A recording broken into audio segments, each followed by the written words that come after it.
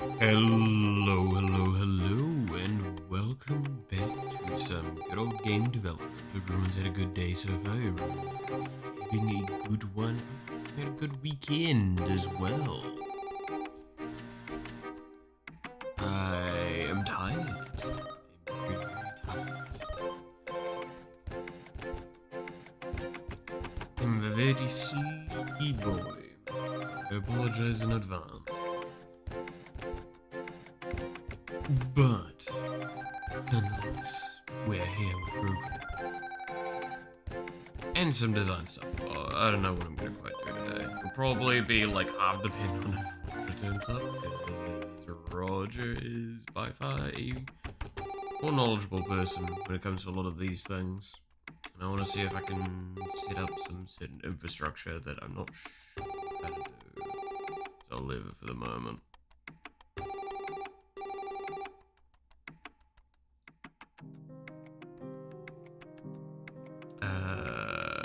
But as we get set up, let me go get the dock.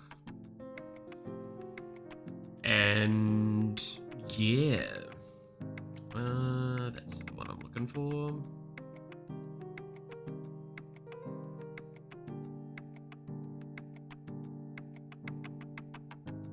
And I need to hide. There we go.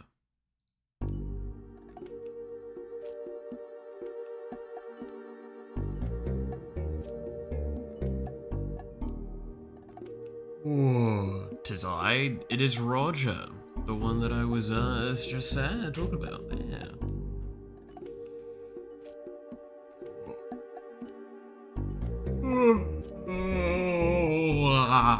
Give me a moment to fully wake up, good lord. This is when I kinda wish I had coffee. I swear. I designed a custom jump flood algorithm mod so I could get depth blocked outlines. You mind showing me that? Because I'm curious.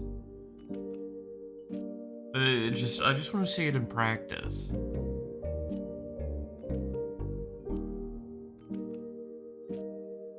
Also, I think I need to switch the assets in this around because I think at the moment the only one I've got added is the old one of yours.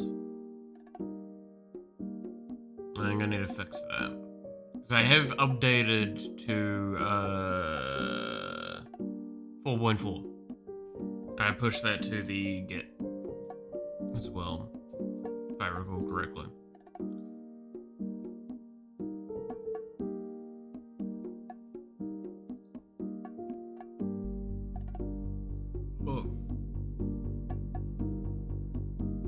And then I've just been doing like some subtle small things here and there between now and then to fill time that I've had in between doing other shit. Because we had like a not a property inspection, like a property viewing the other day during the weekend, and that's drained me. Also, that's another thing I'll talk about throughout the week, and obviously when it's relevant. We may have more viewings. Some of those land on stream days, which means I will have to end stream a lot earlier on those days. I'm sure people will understand. I don't think I'm gonna stream while people are walking around my house, personally.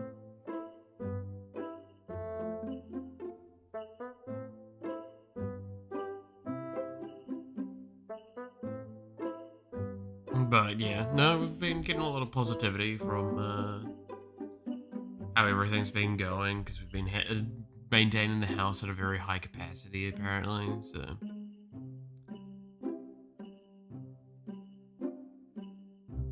Use the most elegant method to prevent the minor inaccuracies between main render and outline pass. Oh no. When you say it like that, I think I might know what you could do, and I don't like it. I adding an outline model to their own render. Yeah, I had a feeling it was something like that.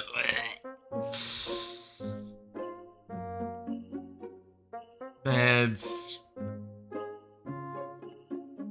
I mean, it works. I think there's a pretty solid way of doing it, but like...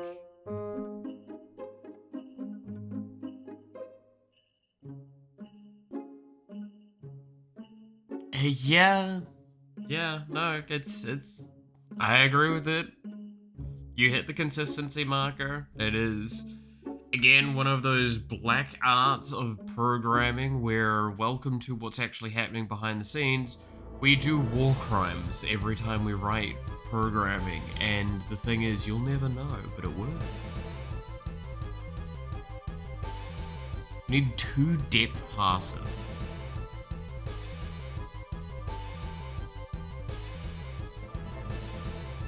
Yikes. No. It's not easy. Well, no, not fun. I mean, well. Always a good time further. Oh god. I forget every once in a while that, like, Godot has hover over stuff. I don't think it was this fleshed out, though, before, was it? It was like completely moronic and never actually hovered over them properly. Before.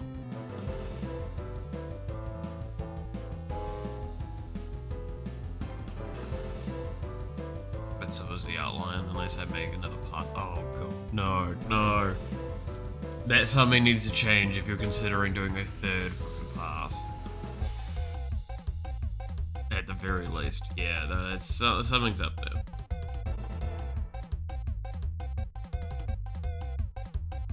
I do not think doing another pass is necessary. You're already doing enough, but... yeah, maybe. Can't think of a good thing. Sweet, no.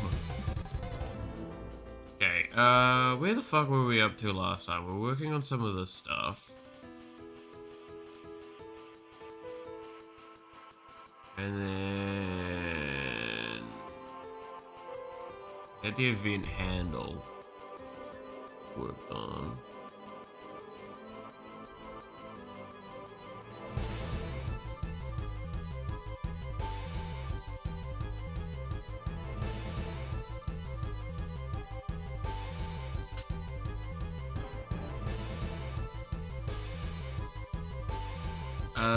We're working on then doing the card itself, I believe. Card resource. Yeah, so we have the card resource, so we need to actually make the card itself function with all of the stuff that we've got here. So I think I need to make an entirely new card script, so we can use that for now. So I'm gonna have to make...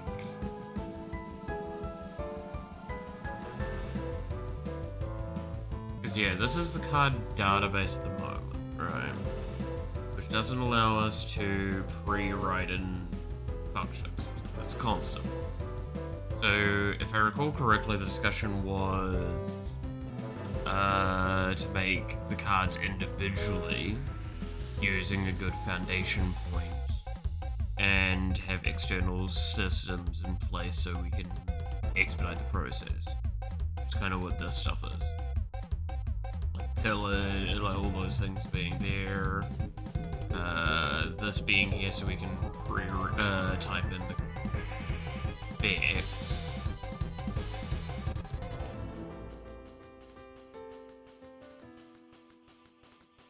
Okay.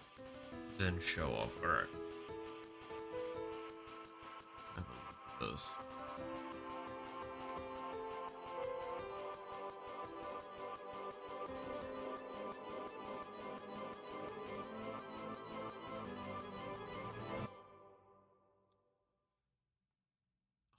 God. That's... yeah.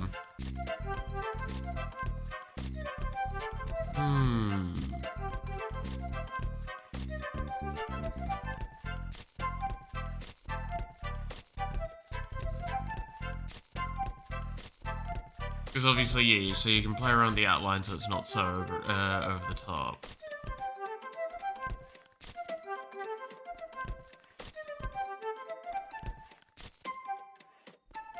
So you were saying something about the transparent objects, right? Was a problem? Who was it? The models are no longer rendered before a transparent object.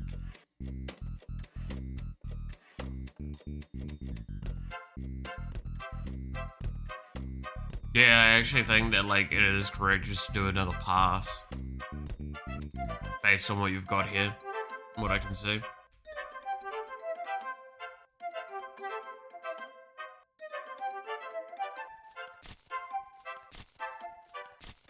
Yeah.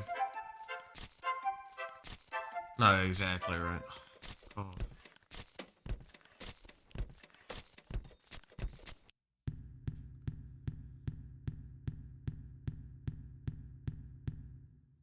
But I can just say, yeah, do the render before transparency. I mean, yeah, you could, ordering it should be fine. Doing another thing for it. Because it, like, my fear of when hearing that is like... Yeah, that's what I was about to say, is like...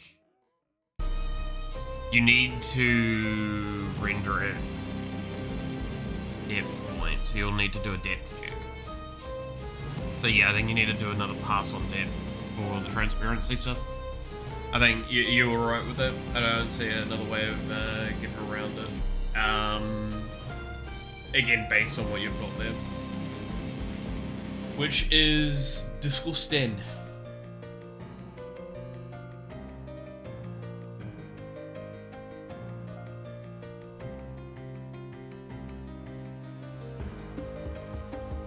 But yeah.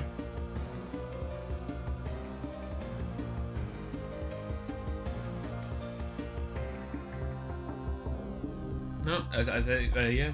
I don't think I've got anything else to say on that other than, yep. Sounds about right. Okay, now the question is, what did I need to write into a card again? Based on what we have here.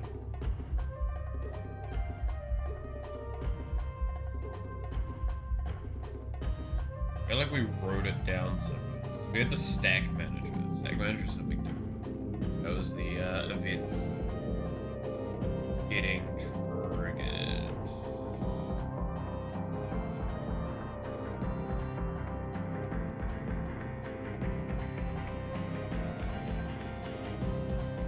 Or like where the events are held temporarily, right?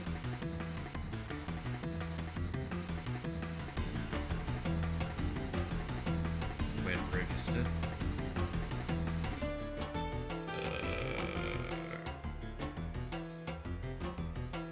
Let me get paint in so I can kind of start organizing this.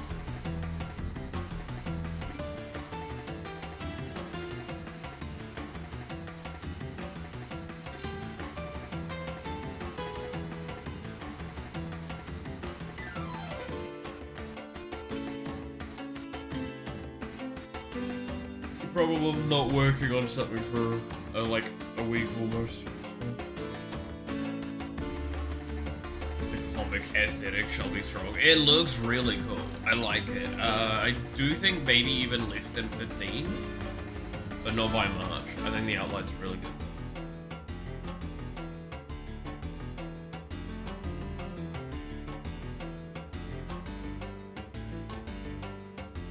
And I'm assuming are you able to change the color based on object, or is it global?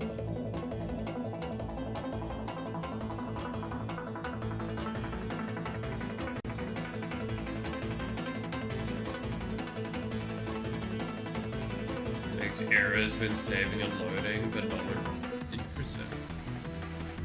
I can change the outline globally. Okay. I was just thinking about like certain instances where you might want to like change it individually or change it globally, and that's why I was asking that question. Because there's a lot of times where you might want to have like a character very specifically outlined in a specific way to indicate an allegiance or a faction, maybe. Right?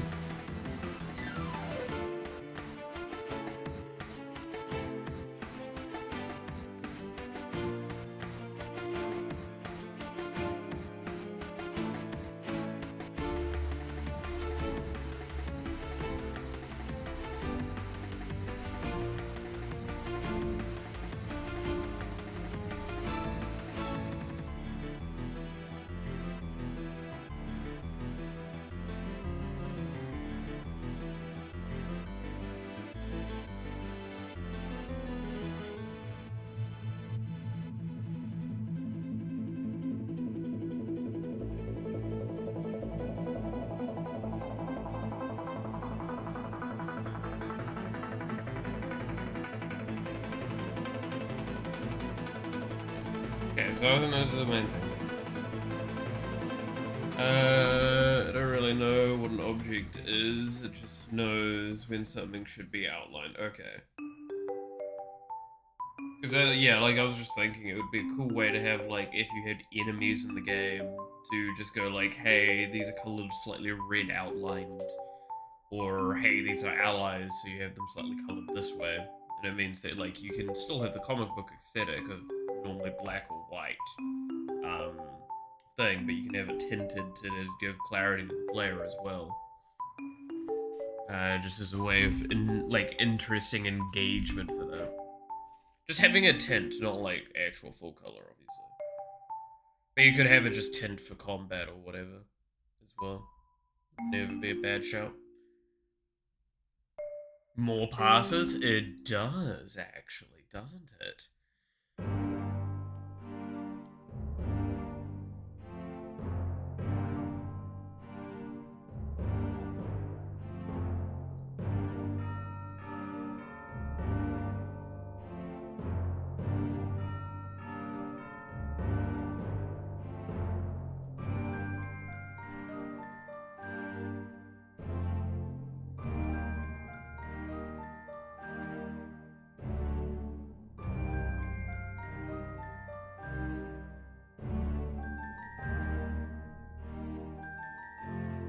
The beginning.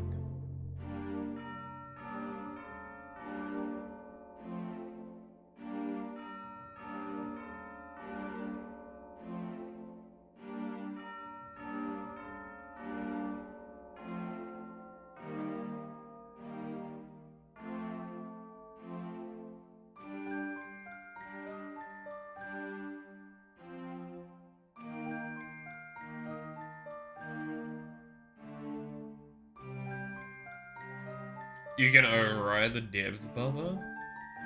You can. It's not depth when sending player texture in alpha. You can just override it and get proper depth.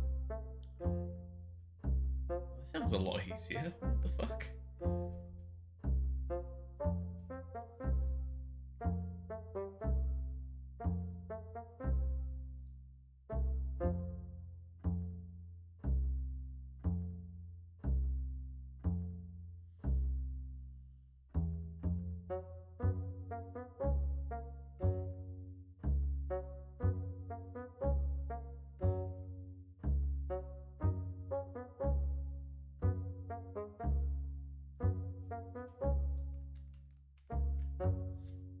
Okay, so I'm pretty sure the game's still just locked in as the old one, right?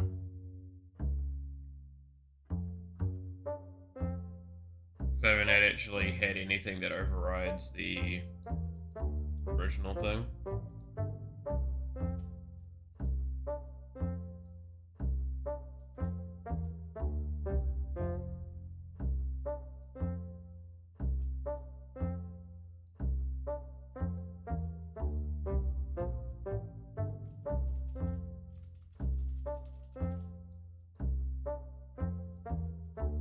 Yeah.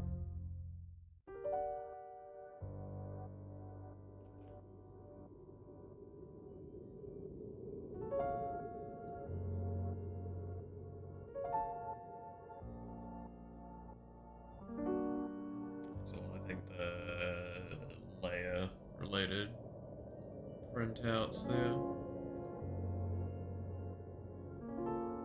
Legend layer stuff. I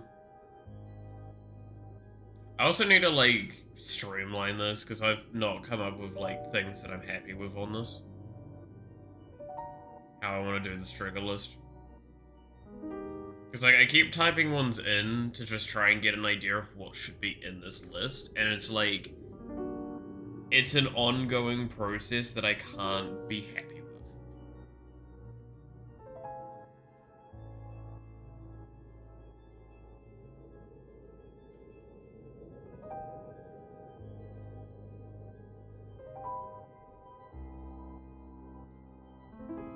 So, I'm gonna have to potentially do some, like, soft checks.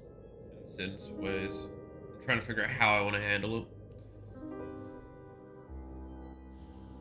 But at the moment, my priority is to now make a card. I can change the cards that are in-game to the cards that use the system. I'm trying to remember, because I think you gave me an example as well last week, and, like, I cannot remember.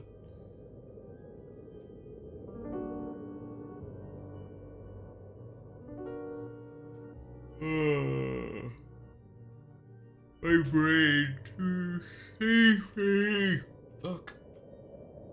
I totally wasn't, like, up really late last night reading. Don't ask.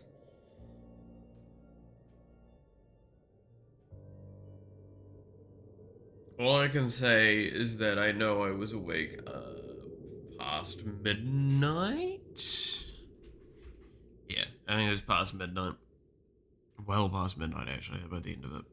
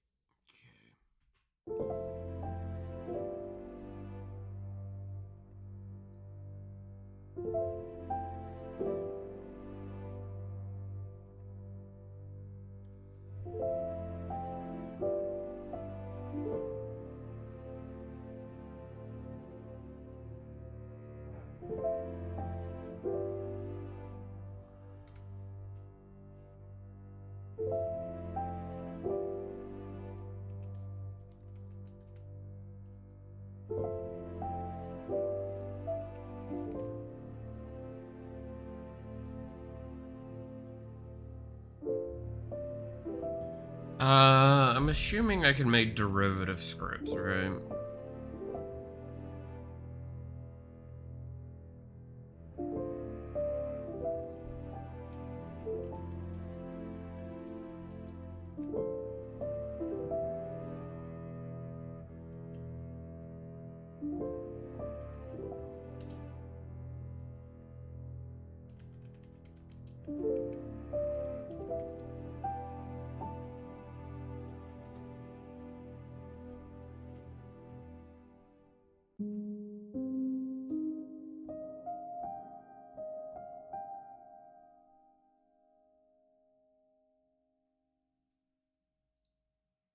Because I think my assumption would be that, like, I just have a parent node of card, and then have all cards,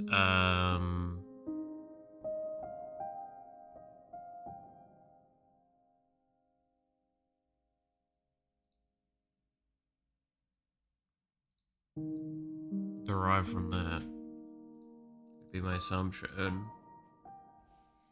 That means I can write in all core baseline functions and things.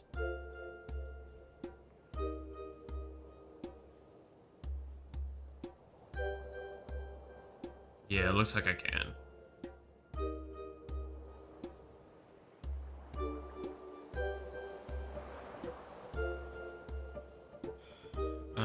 So I'm just gonna go with a card parent.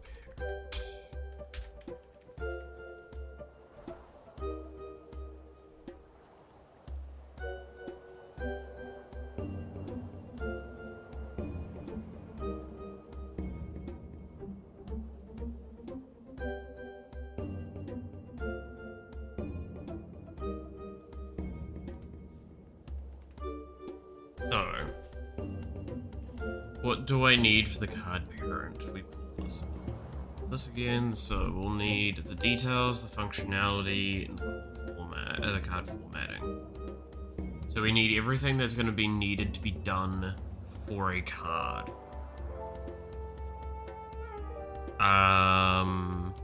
Put here as a reference point. It's going to be... Is this correct to do it this way, or is it needing to be a resource? Actually, now that I think about it. Is this a resource kind of? No, this isn't quite what a resource is for.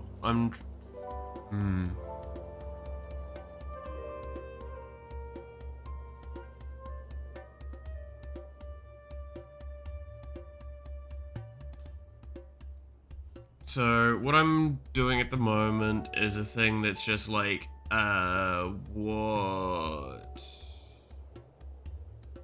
does card do? Like, it's basically handling that stuff. What does it do, and what does it need?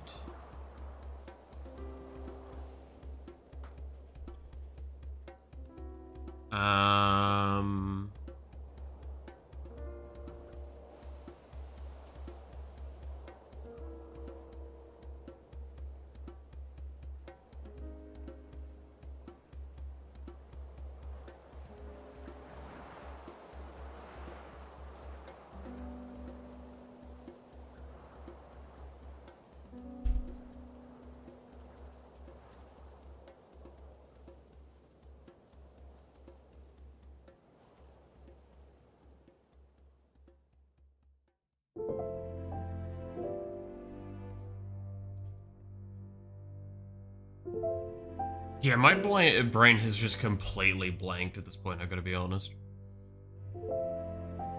Holy shit.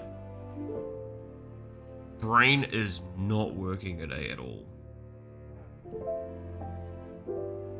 Oh, God.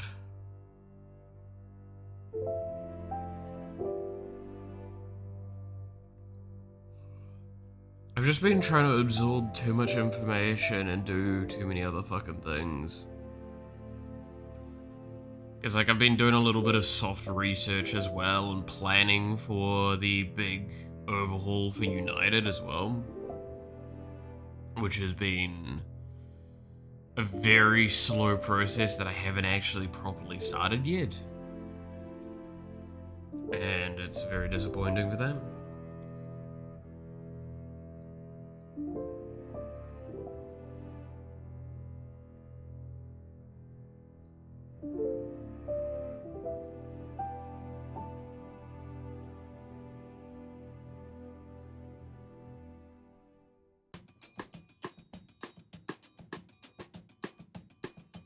My Dress Up Darling Season 2, hell yeah.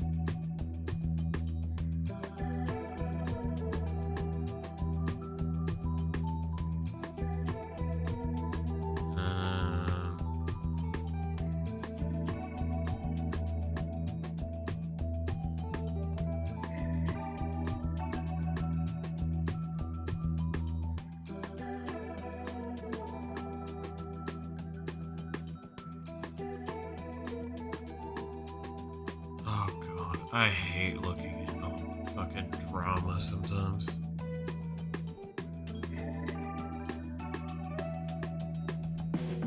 The internet is a fucking slough of pain.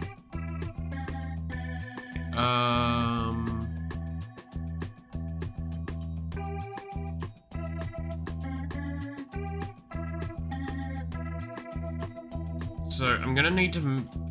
Do I put the animations here? I could probably put the animations here, right? Well, not here, but in the card overall, and this would handle a lot of it, because if I go here, there's the animation player, here's the card. Wait, what's going on with this?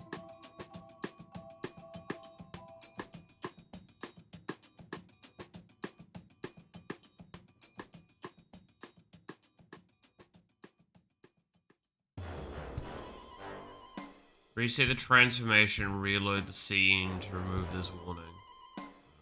I don't care right now.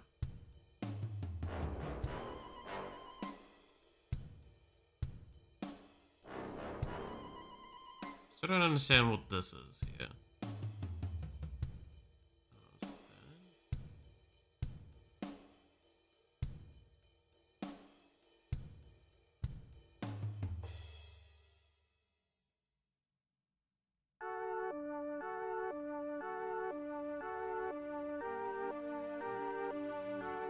Yeah, I have no idea.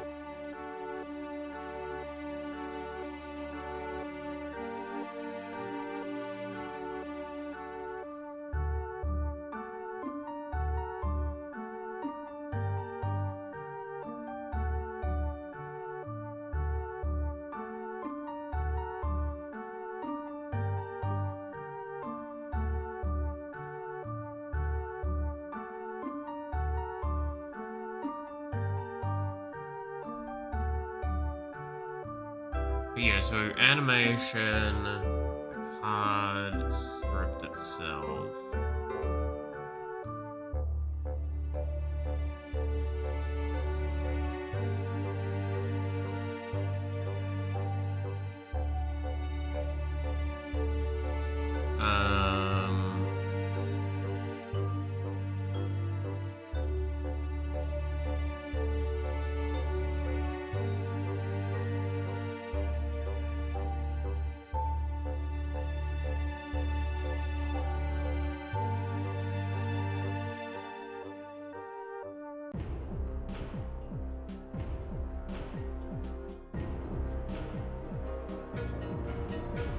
Yeah, so this is how I do most of that.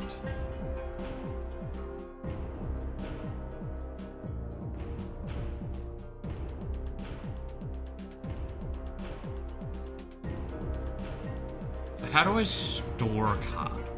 Okay, this is probably the better way of looking at it. How do I store a card's information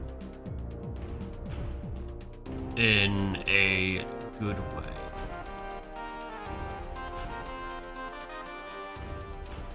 Because, like, clearly I'm still gonna have to store them so I can make a proper card thing.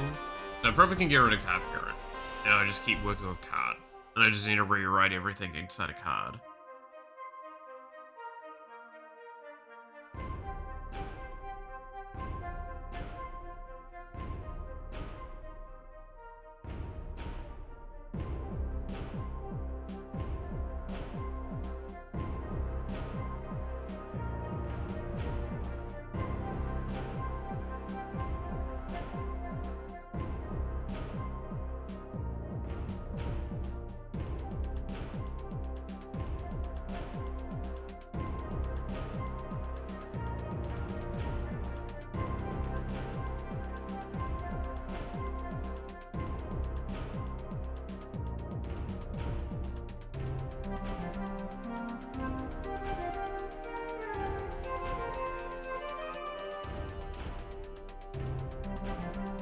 So I still think the card back is a slightly different image size, right?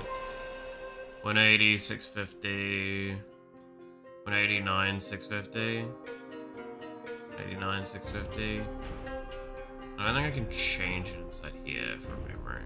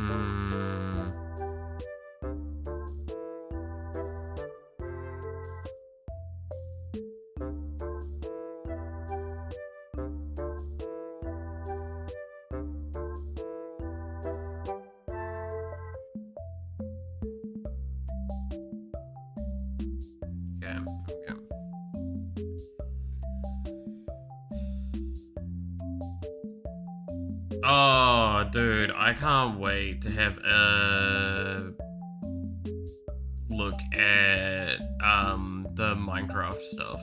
Cause like, I heard that there's a baby ghast now. And the internet's going hog wild over it, and I'm fucking excited for that. It looked cute as fuck from what I saw. I had to actually look into it all properly.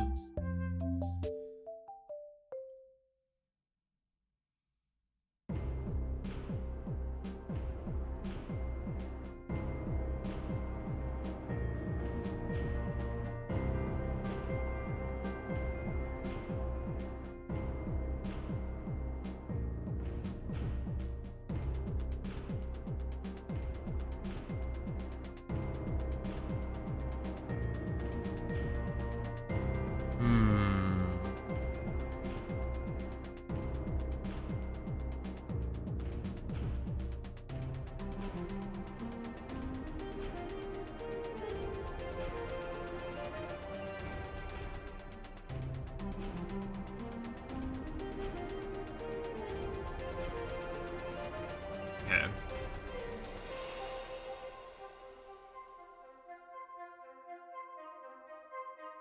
And then if we go...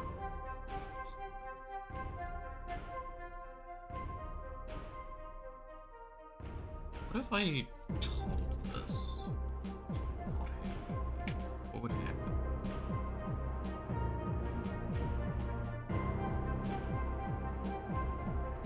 Crash? It's crashed.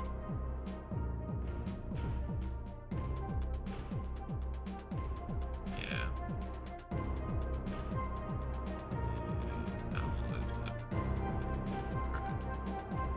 What if I do that?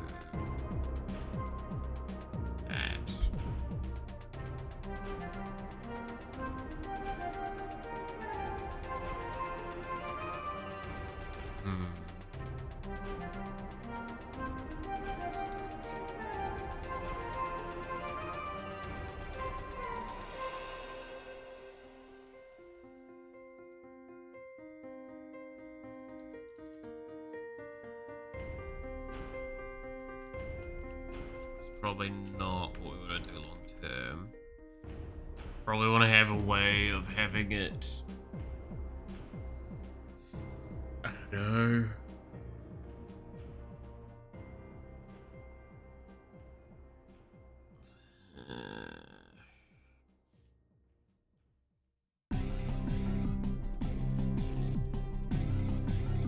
We'll see. We'll see. I've got a couple of ideas towards what we need to be done.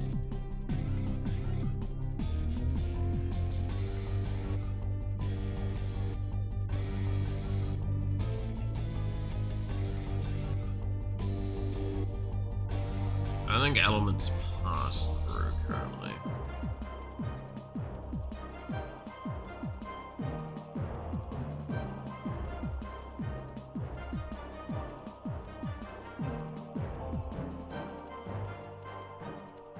It is not. I'm gonna keep tweaking some of this for now.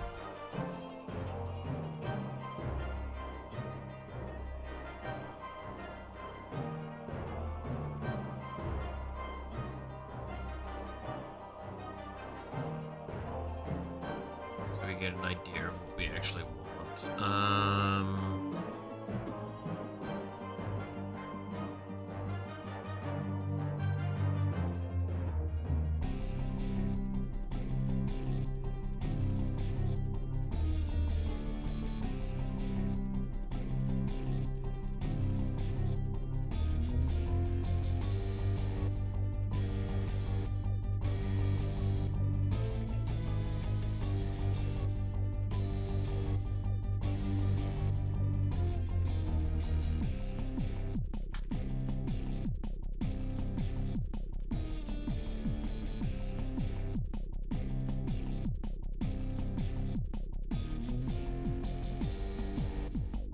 We need a source somewhere.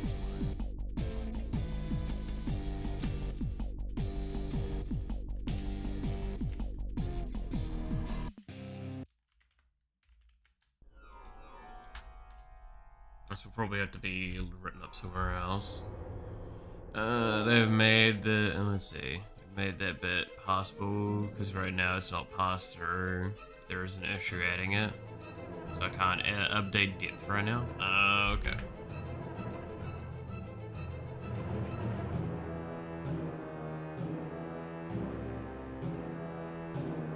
So what I'm hearing is that you now need to code something to make that work, right? That's how that works.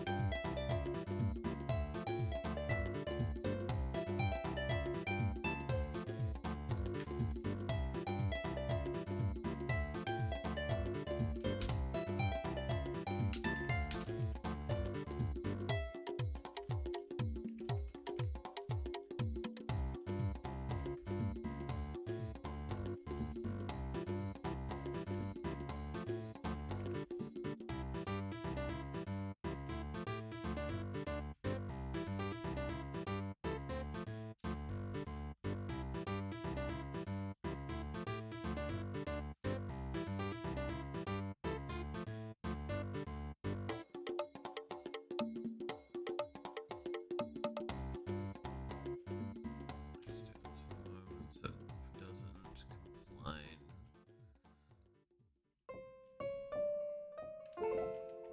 And we'll go through the stuff as we go. This will just be a remove from hand. And trigger, so it will be... Before removing it from hand, trigger all discard effects. Then... if it is still in hand, take it from hand to graveyard. That's how I think I'm gonna handle discard. Right. So this.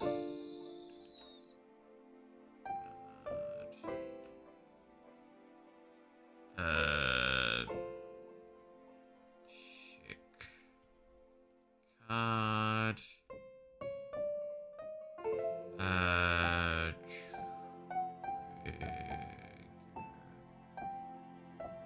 This.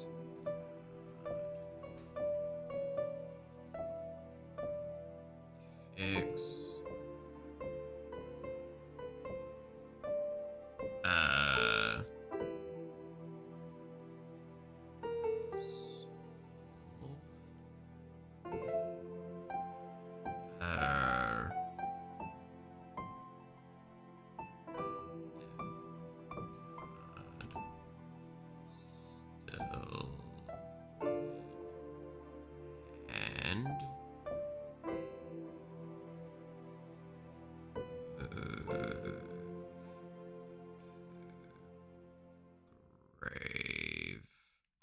There we go.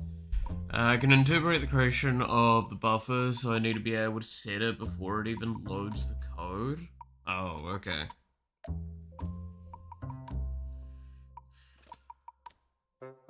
We need to make a grave.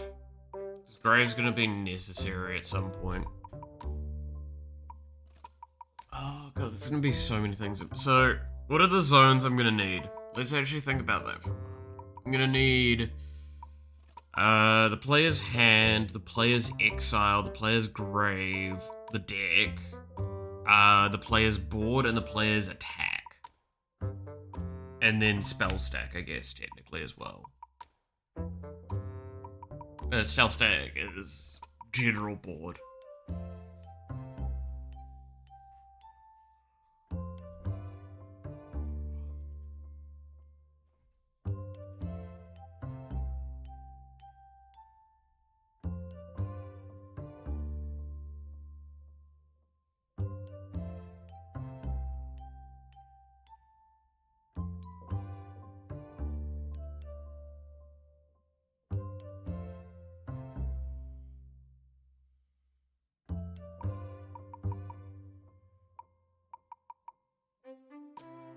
Yeah.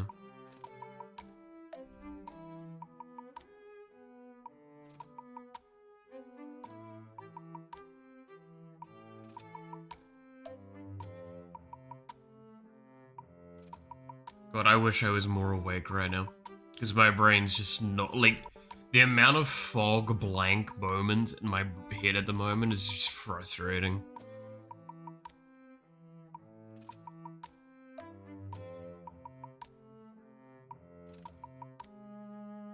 Like, I've been so fucking busy and I've been so desperate for, like, just relaxation time that I'm taking time that I would be sleeping for that. It's not good. I'm gonna probably have to, like, today's stream's gonna probably have to be an early end, and I'm probably just gonna go to sleep for a bit afterwards. Realistically.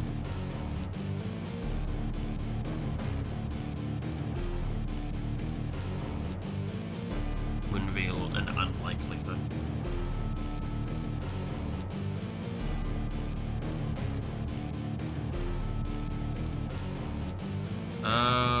So that's a good question. Should I then do something else to just try and get my brain moving?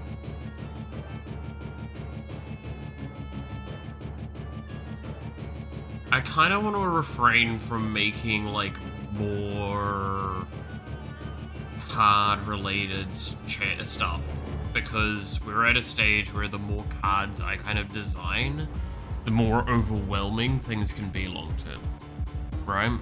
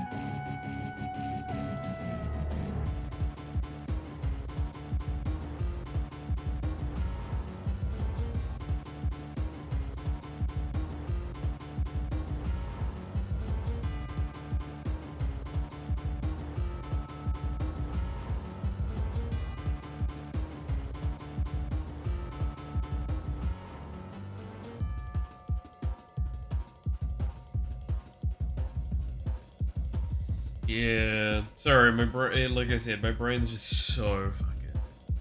Oh, I'm actually hating this.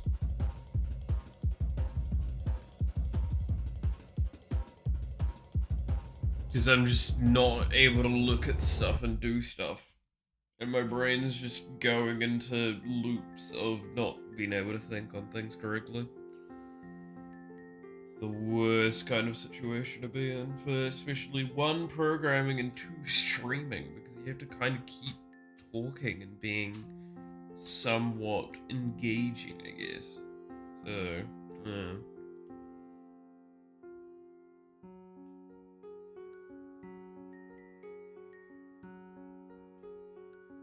Ugh.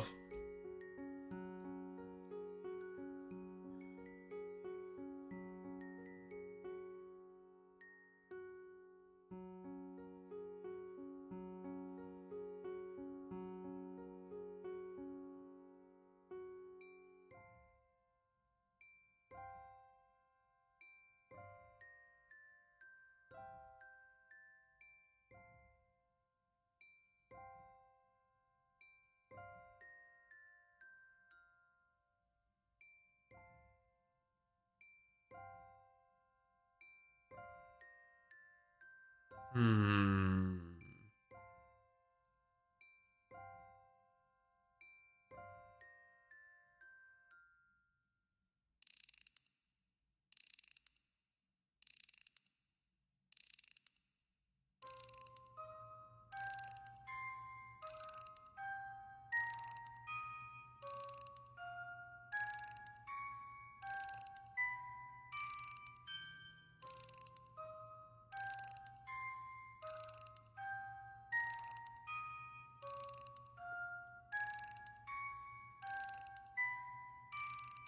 Um...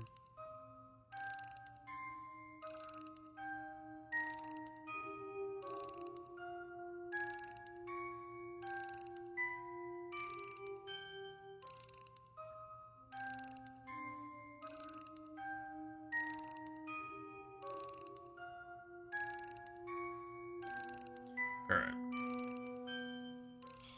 Dude, I dislike... So there's been a lot of discourse last few days about a lot of different things. One of the things that I'm, like, mixed feelings on, and I've talked about it in the past, is the Assassin's Creed game. So, Assassin's Creed's released whatever the fucking new one was, the Japan one that they were doing. And, like, for the most part, anyone that's not too busy just shitting on Assassin's Creed stuff because it was shitting on the, like, this or that of it, they've basically said, yeah, the game's okay, right? Like, it's very much it's the new style of Assassin's Creed done again, and it's just like a slightly better version of what Odyssey was, which I heard a lot of positivity around Odyssey. So, yeah, I'm gonna be honest, I just kind of, this is where I say, like, I've really just given up on listening to a lot of people with that, because, like, I stand by. Anytime someone tells me, it's like, oh, Japan hates this game. It's like, no, that's not what I have actually heard. I heard that there was definitely some, scholars in Japan that had raised some questions about the legitimacy of how the story was being taken, and that's when we got the like very public statement that Ubisoft never intended to be historically accurate. It's supposed to be it's supposed to be old history, and it always has been.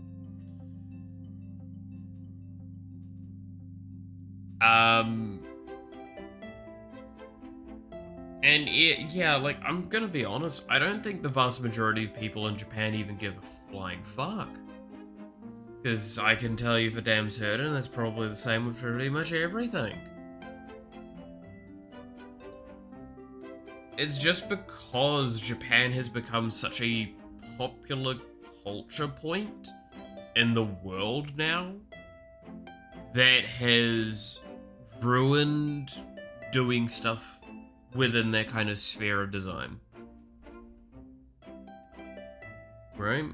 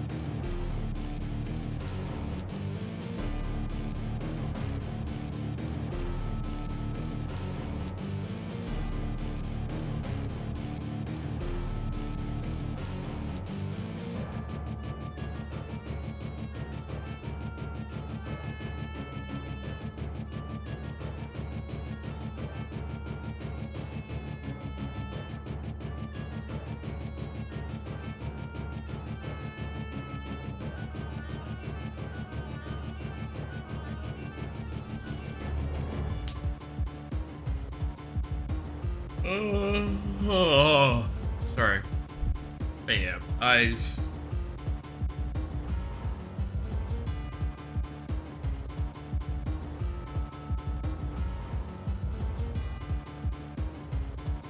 don't know.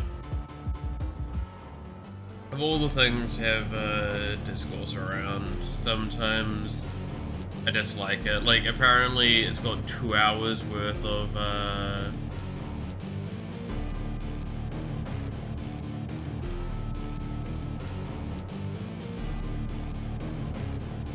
like, credits as well, and people have been, like, quite negative about that, which I don't understand.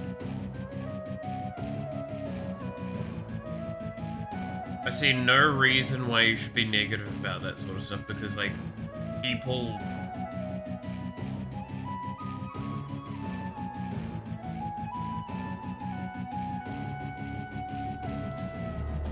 People that worked on the game should be allowed to. I do not disagree with the sentiment that, hey, potentially, there is too many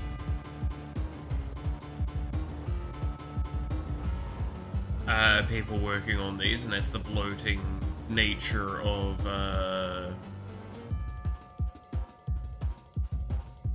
industry now, AAA.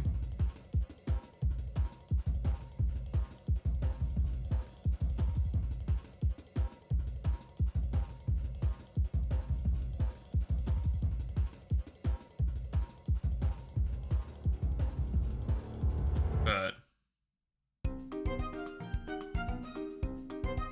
yeah.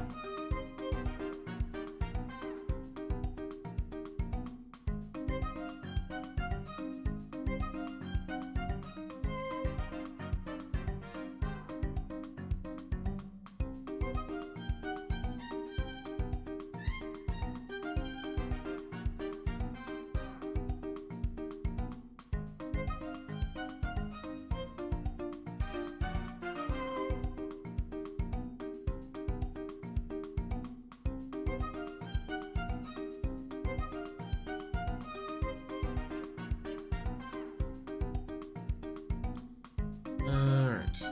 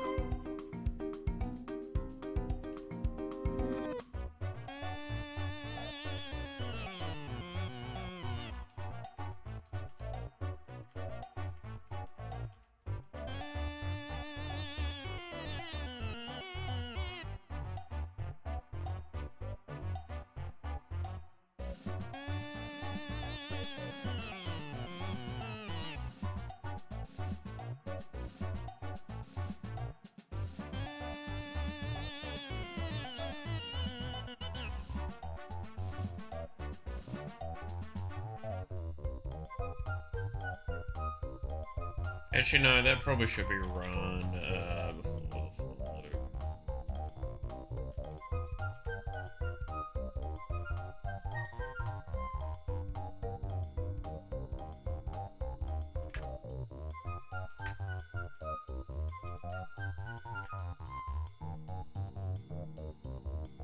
Yeah.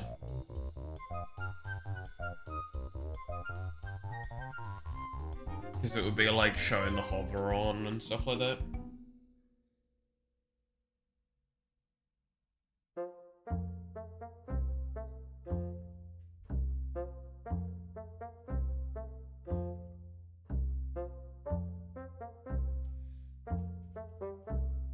And then,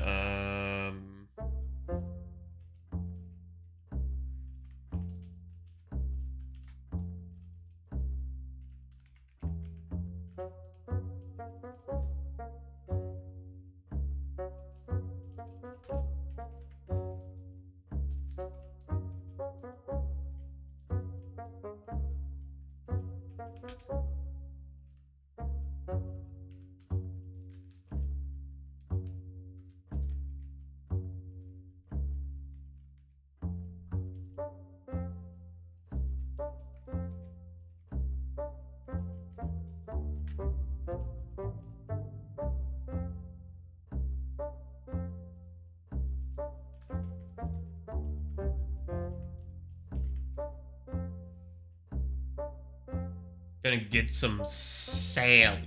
Be back soon. All good.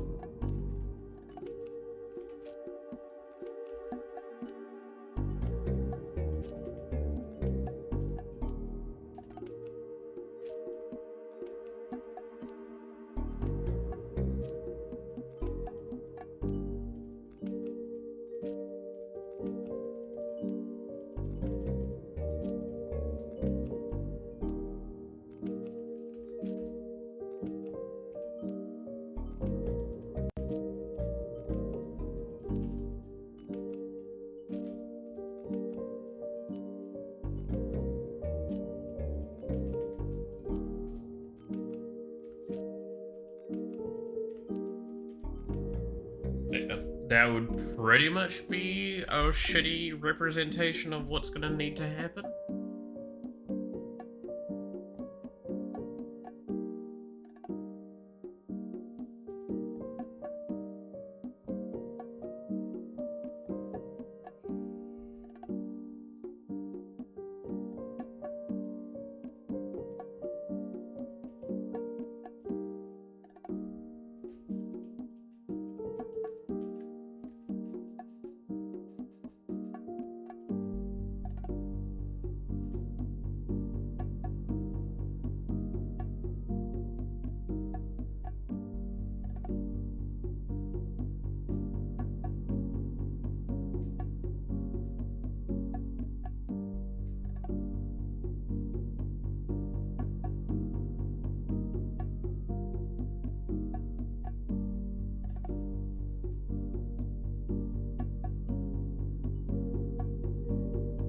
So I will say the thing I'll need to check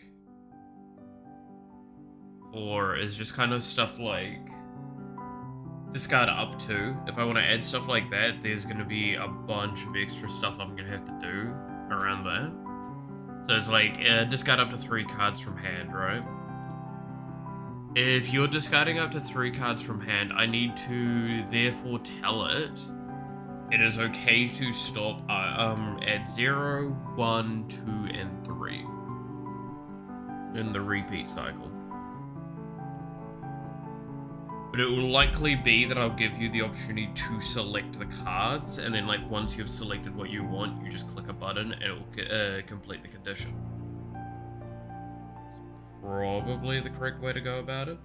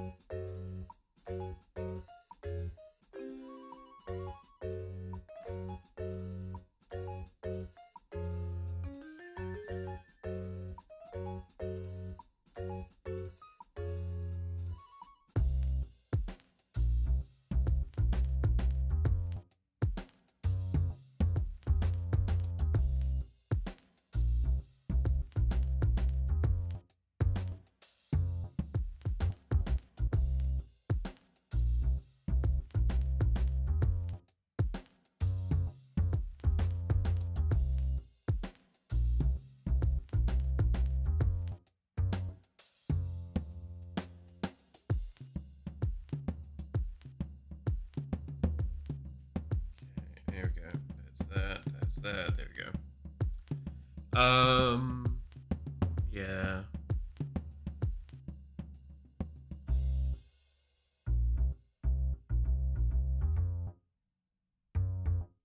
Oh. So I'm probably gonna have to have like a whole lot of selecting architecture. Alright, because I do kind of like Legends of Runeterra's way of doing selecting. If anyone's ever seen that. Where it's basically just like, you have, say, cards in hand, and you've got the card hovering here with the effect, and you can like select them and it will actually just kind of have like a dragged line to them. Kind of like this. They'll also like move upwards a little bit, so they'll kind of be hovering at this point instead, which is nice.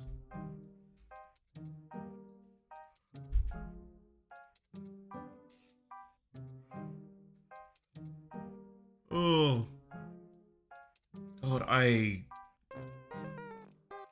yeah.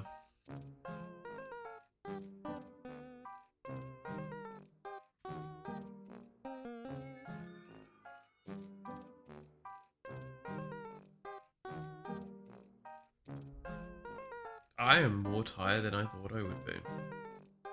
Like, significantly more.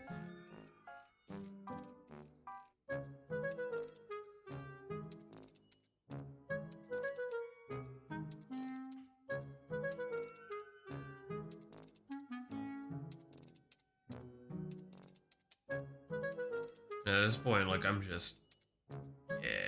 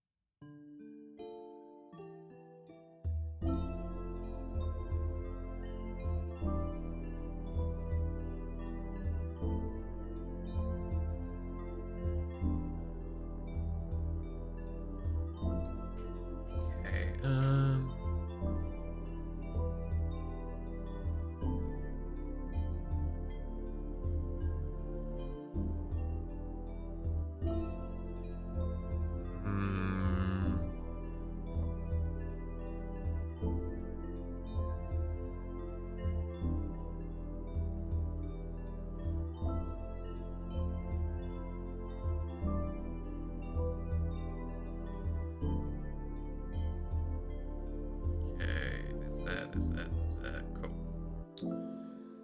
Oh. That's not what I wanted to click. Fuck. God damn, I'm just... having a day of it, man. Okay, early night tonight. I accept that I need to make sure I have an early night tonight. I've got that going for me now.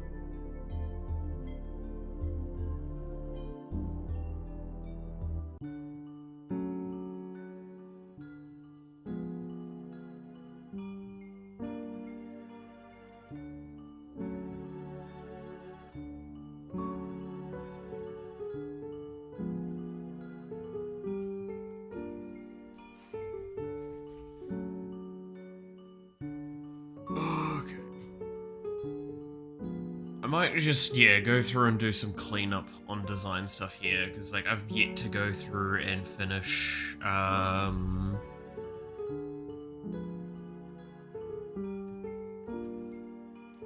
of these,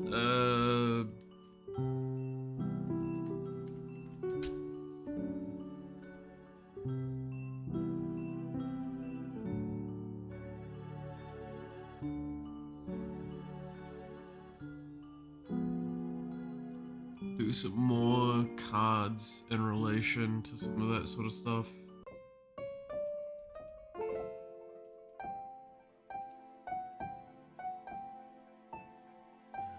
What else am I looking for?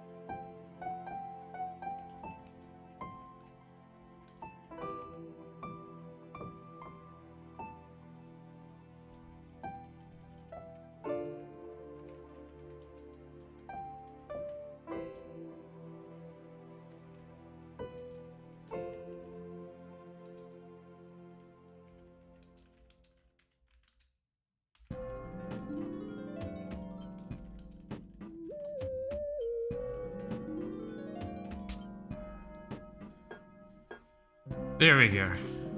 Alright.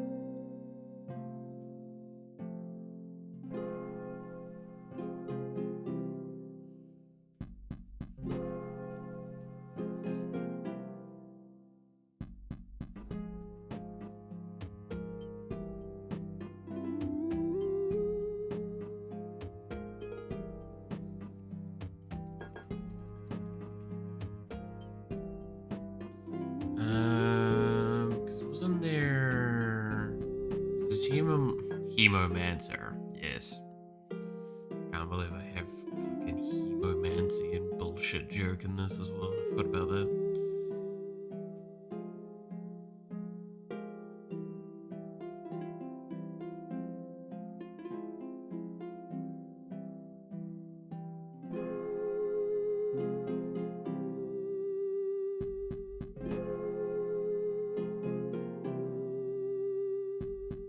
You cast a dark card, draw one card, and lose one health. Yeah.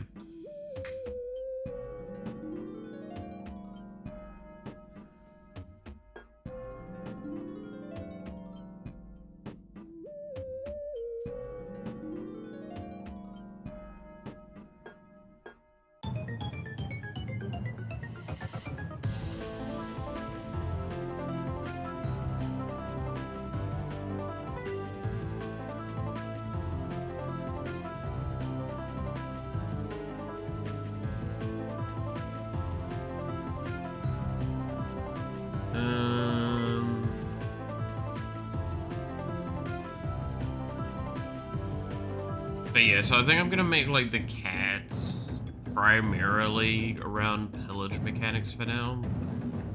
Because like it just works well for the idea of this club queen stuff. Just works in my head. I don't know.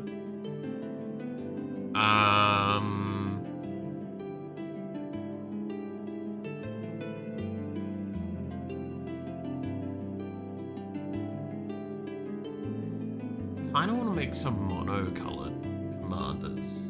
Or monocolored legends. It's a... I think that'd be interesting.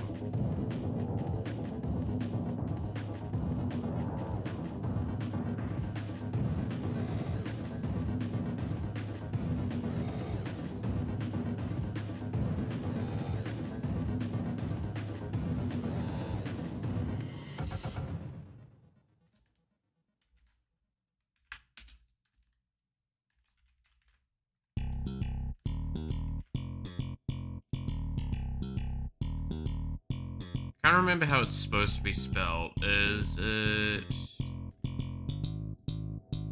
Isn't it supposed to be that?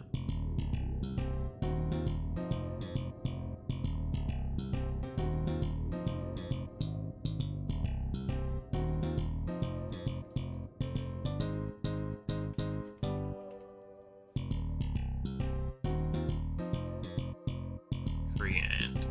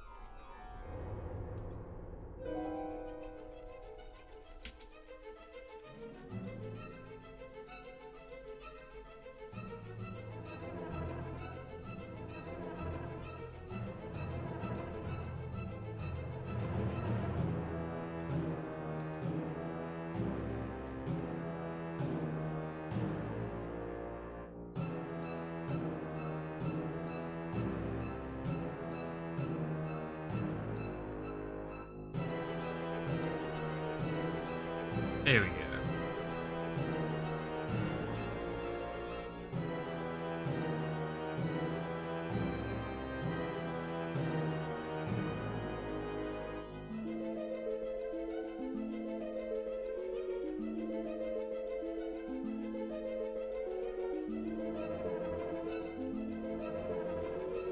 I think that'll be an interesting one.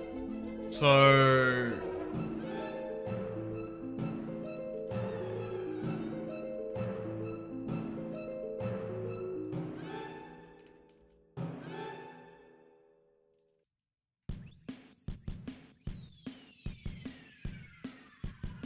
So this is basically 6, if anyone's wondering, from Magic.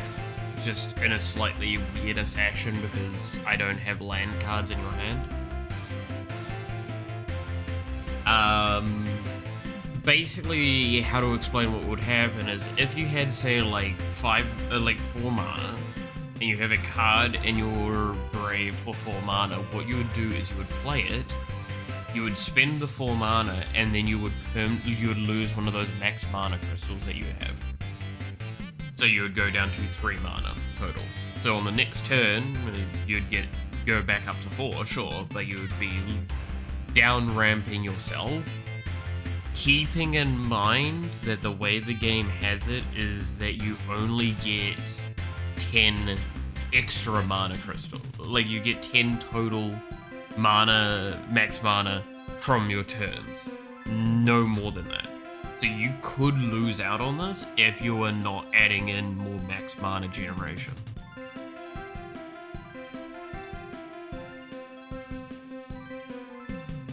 So I see this being an incredibly strong mono legend.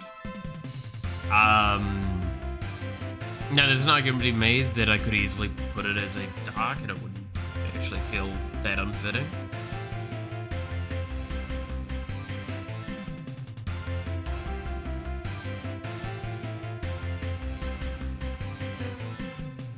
Also just going to change this. Some of these don't need to be double typed.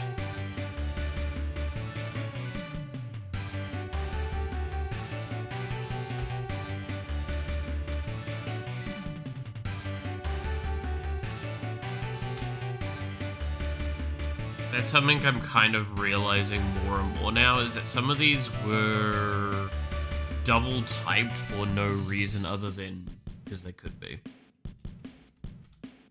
to fit what they were doing. Like Dark Fire for spending 1 health to deal 1 damage to target enemy, 100% think that's correct. But like nature didn't have, like this had nothing to do with anything but nature.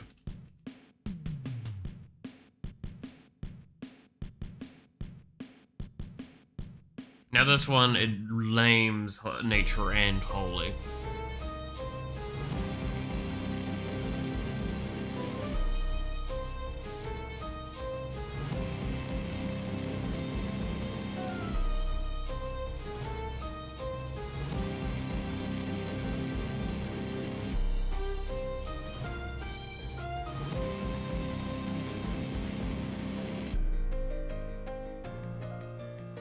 This doesn't feel right.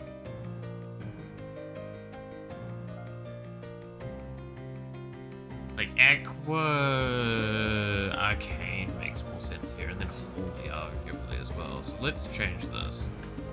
Because this was Fire Aqua, this was for Chef. At the start of your turn, draw 2 cards. If they aren't played, then return them to the deck at the end of turn.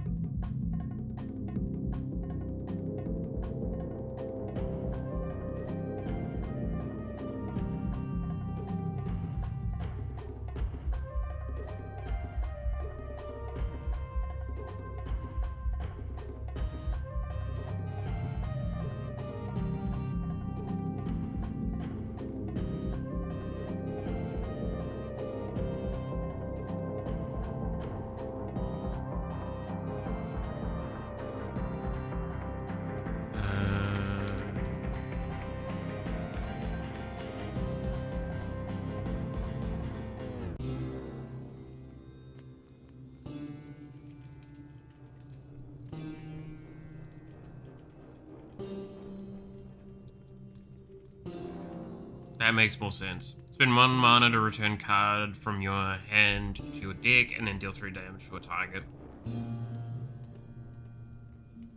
That makes more thematic sense of what's going on there.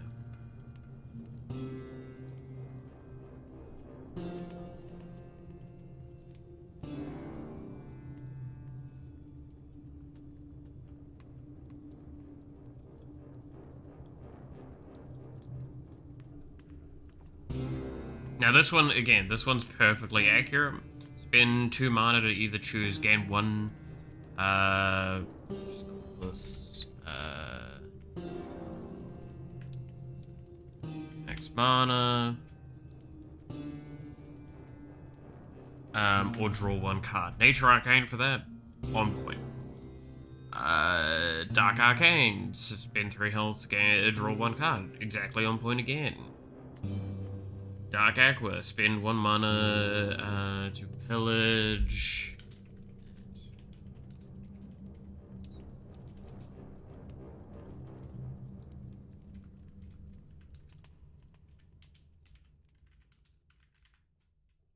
There. And now I can raise this to 2. Spend 2 mana to pillage. That card costs 1 less mana.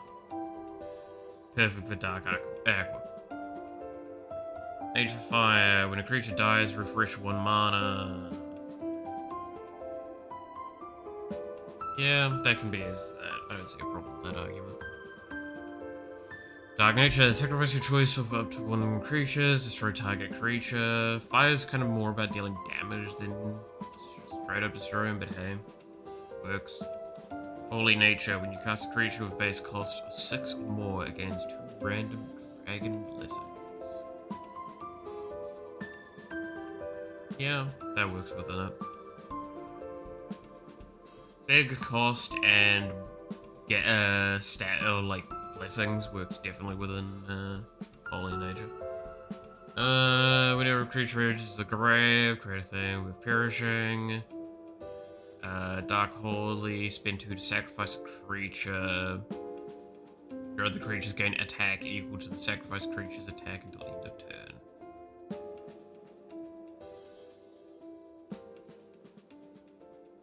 Yeah, I like that.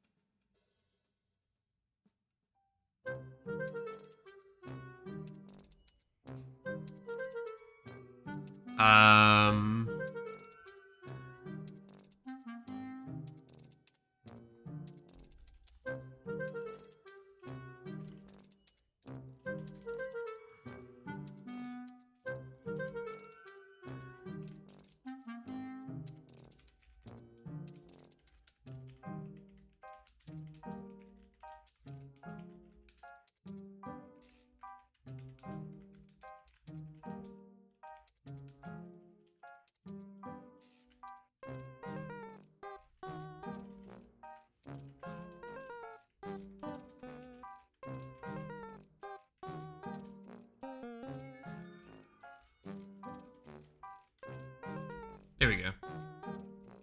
Aqua. Spend 2 mana to reduce the cost of all cards that cost more than 4 in hand by 1. Nice simple cost reduction for Aqua, which is really, really nice.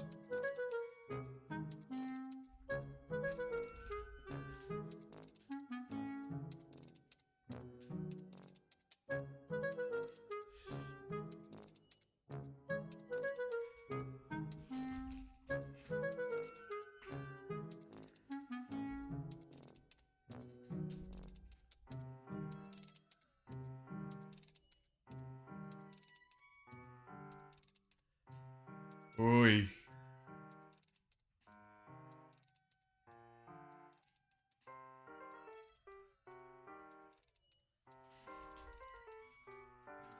Man, the weather has not been great here at the moment either, which is really annoying because I've just not been able to get much more, like, washing done that I would like to have gotten done.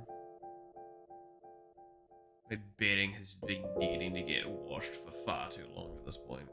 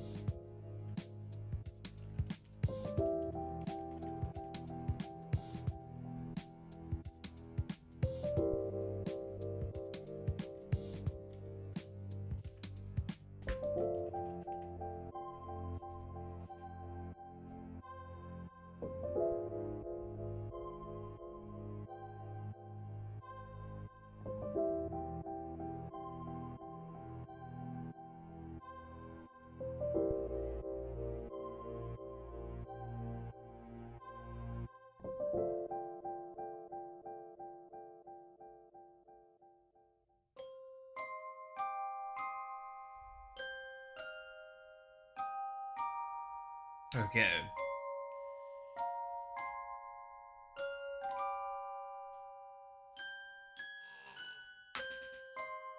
That feels a little bit better for that.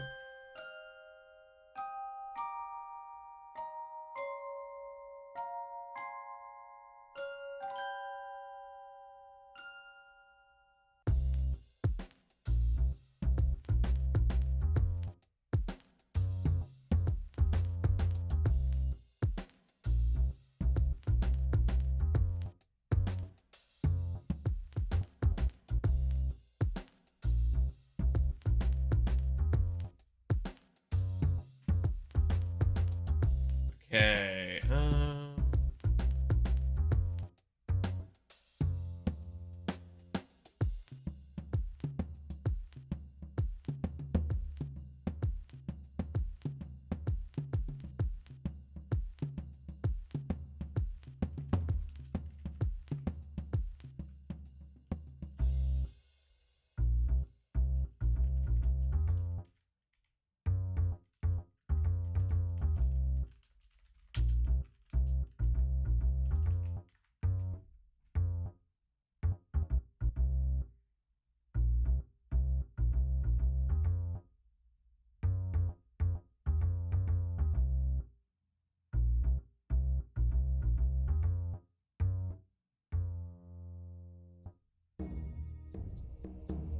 Cool. All right.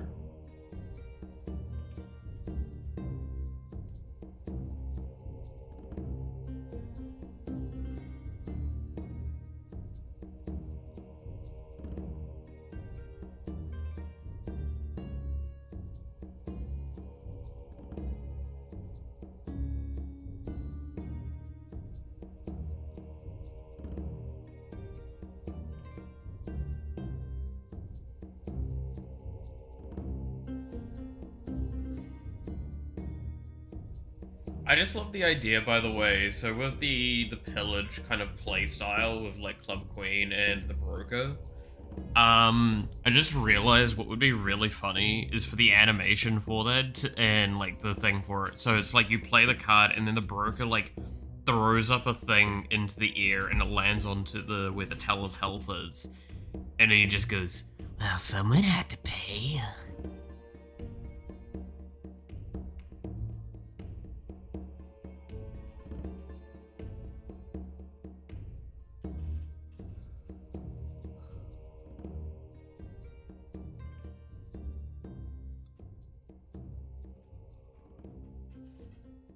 I like the idea of that.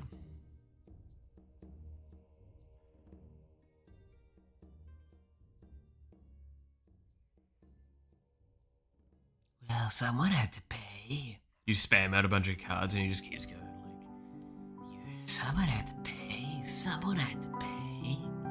Someone had to pay. Someone had to pay. Yeah, I'm totally not going insane.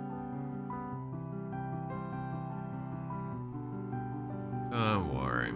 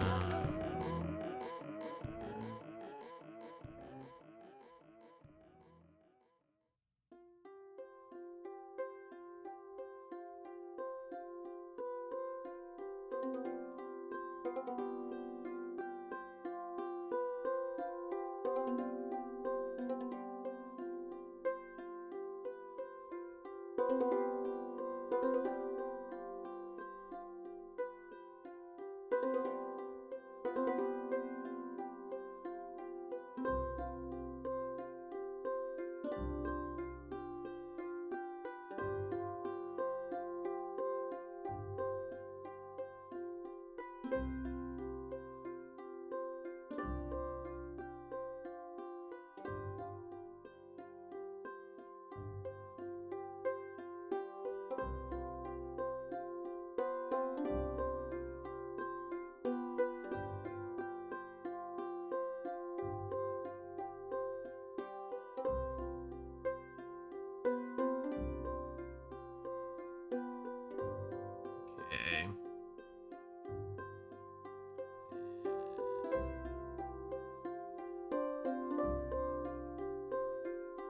There we go.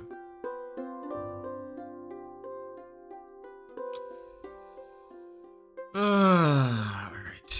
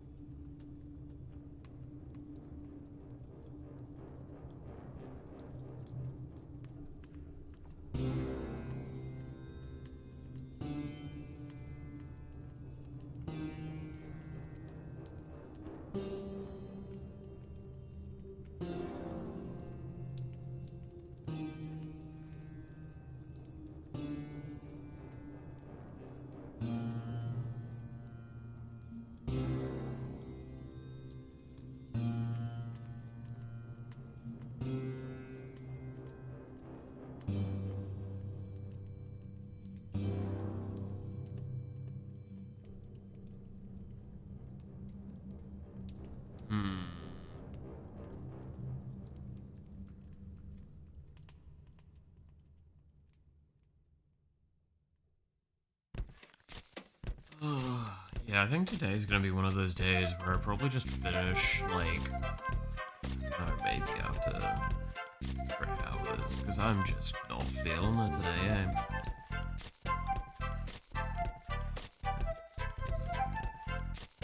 I'm just not locking in, I'm just constantly kind of just going back into my head, because that's where I could think about a couple of things and sort stuff out. Just, yeah. Yeah.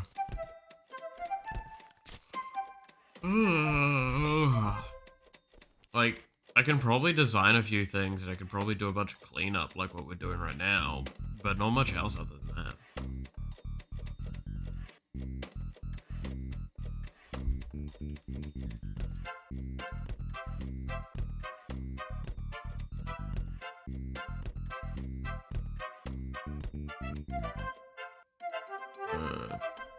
Yawning already? I had fucking jack shit sleep last night.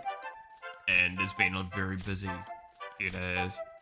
Well, busy while, but especially the last few days. So that's why I'm just like, I don't know if I should stream very long today.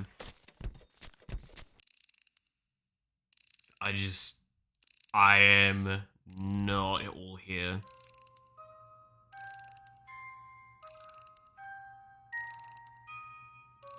I hope all's been well with you now.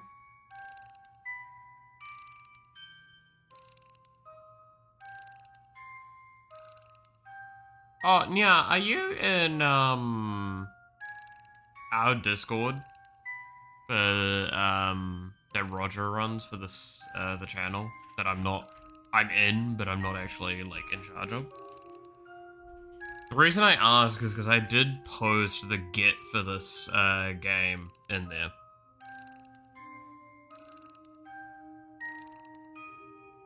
In case you're interested in it. You are? That's right, you are, aren't you?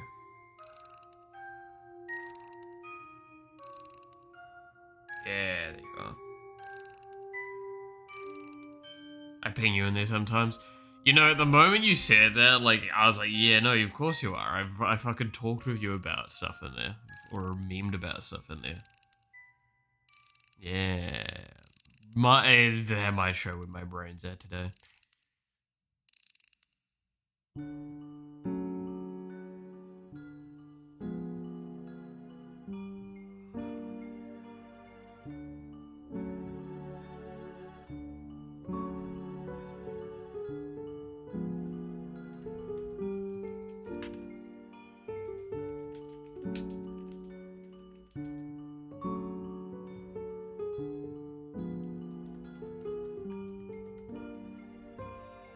Let's see. Still gotta wrap it up. Touch controls for a drag and drop menu. Yeah, no, all good. No, I'm just. It's a thing you can have a look at some point. I don't know, what are you with that? What I can even offer is like guidance, because I've done drag and drop menus. I've done that in Touch. Well, we didn't do much with Touch because Touch didn't really exist back when we did, but hey.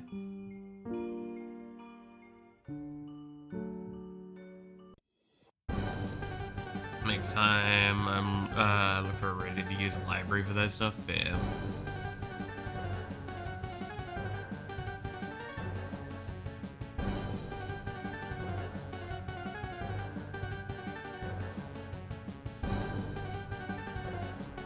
Admittedly, like, I've just been, yeah, I'm not going to be able to do much more in the way of programming today, because I've said, so we're just going to fuck around with some design stuff.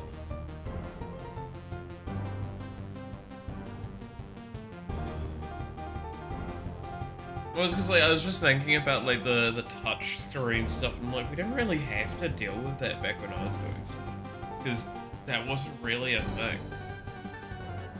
Like, it started being a thing, but we didn't really have to deal with it ourselves. We just programmed and made other stuff for companies.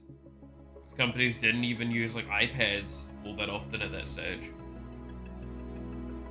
I mean, to be fair, when it started, didn't use iPads, I don't think.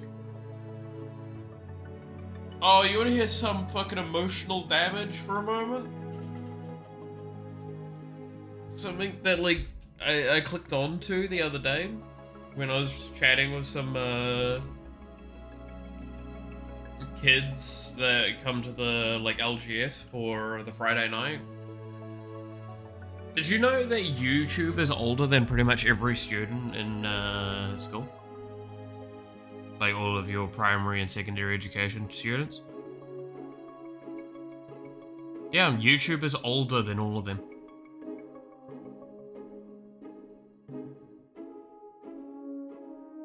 Have fun with that thought. YouTube is 20 years old. Kids in primary and secondary school have never lived a life without YouTube existing.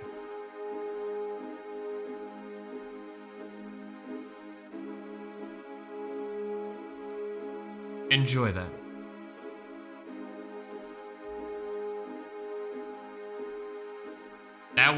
That one did a lot of damage when I thought about that.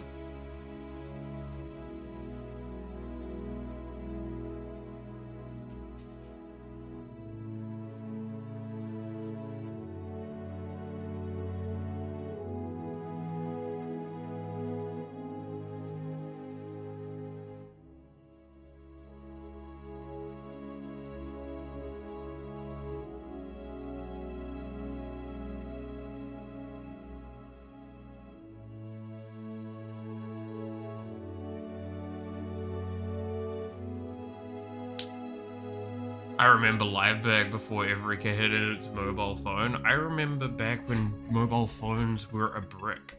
Like, not Nokia brick. No, actual brick. Remember when MSN was a big hit? Dude, I remember before Google. Don't start with me.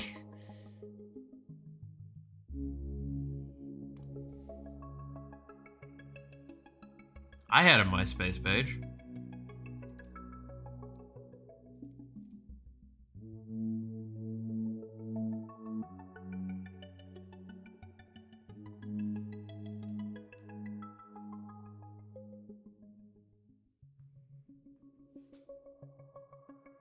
Like, Google was like late 90s, if I recall correctly, right?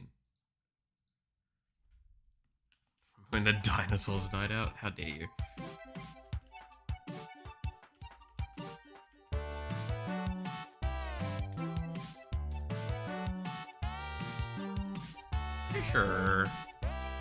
Pretty sure it was like September 1998.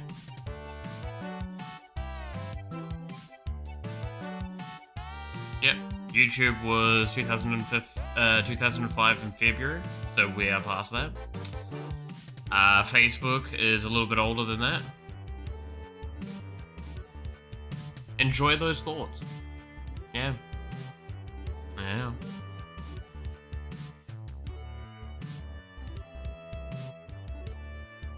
There's no kids in primary and secondary at this stage that were born before YouTube. And that is a wild, wild thought. That people born after YouTube can vote. Realize that. In a lot of countries, those people that were born after YouTube can vote.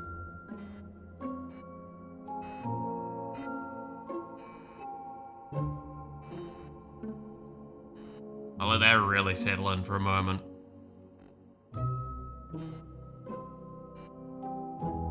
A drag and drop menu, it's just the offset math to fix to reposition elements around while dragging.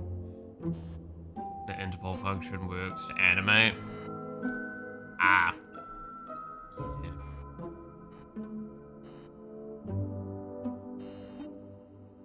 Can't get the interpol neither in the React layer.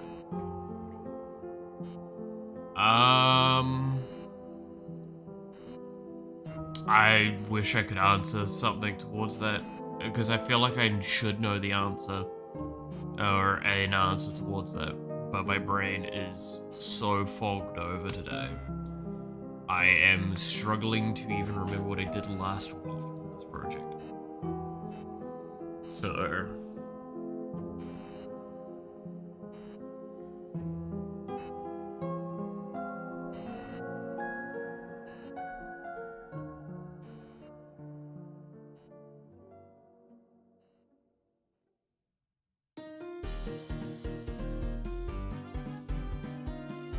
I can't say shit, basically.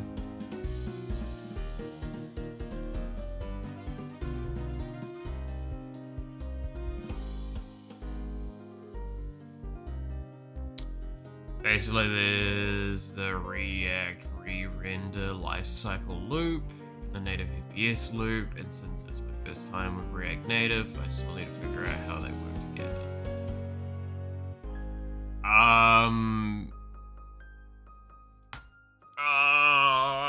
I don't think I can explain in any sensible way a good answer to that. Sorry, this is one of those things that, like, I know I've had to work on stuff in this. I feel like I think I've explained this more than one time in my life. And that's why I'm like, I'm that fucking blanked out that I'm just like,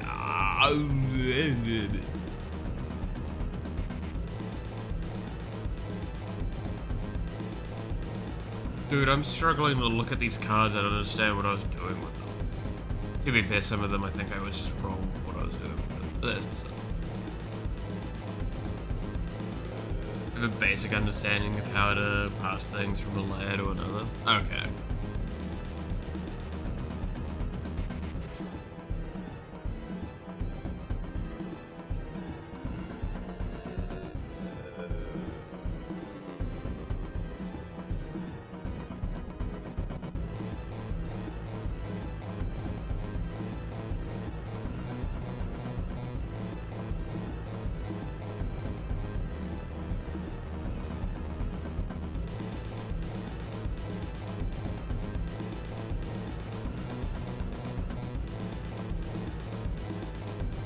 Things from a layer to another, but I always frick up and have them run on the wrong layer. That sounds pretty standard though.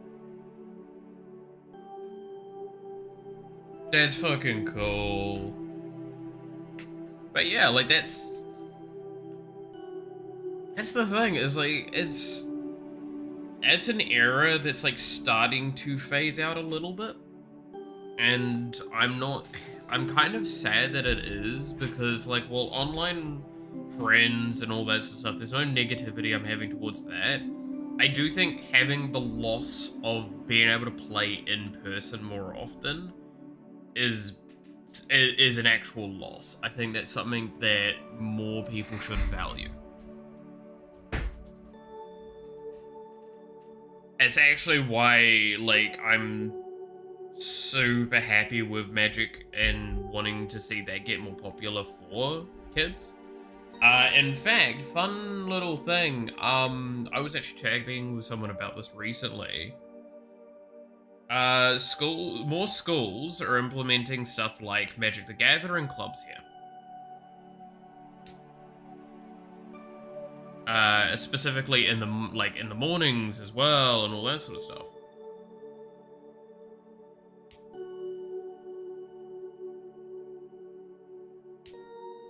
And there's like a lot of parents that are lashing back against that, because they're like, oh my god, kids should not be going to school to play games and all that. And it's like, okay, first of all, they've always been doing that. It's pretty much how school was incepted. And second of all, do you want the kids to turn up or not? Because the kids really don't want to turn up, and the desire to turn up is getting lower and lower. So shit like that's fucking awesome.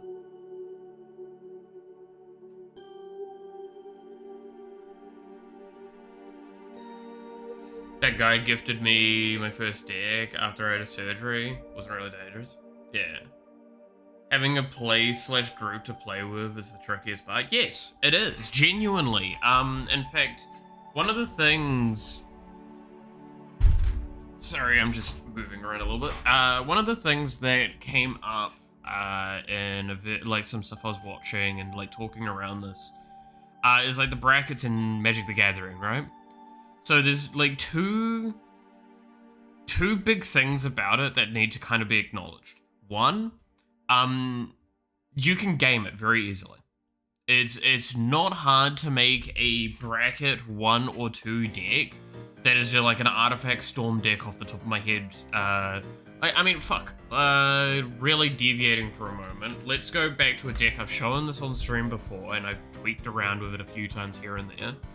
In fact, I think I tweaked a little bit of it on the weekend when I had a 5-minute break. Yeah.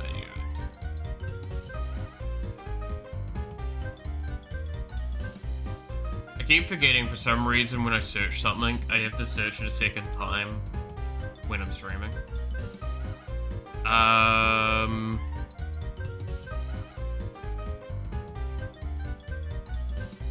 This one. So this is a supposedly bracket 2, but I'm gonna be honest, it's by all intents and purposes a bracket 1 at the same time. I see no reason why this isn't bracket 1. But this deck is just all about like just infinitely going and killing everyone. And there's several ways to just kill people, but it's a combo. Like it's not a combo, but it's definitely a deck where it's just like, I'm going to do this, and then once I start going, you cannot stop me. Counter spells, anything like that, it's not going to stop me. The only thing that stops it is a split second. And it is just pure and simply using a singular card from the Final Fantasy stuff, which is you stole it. Treasure tokens are artifacts? Correct.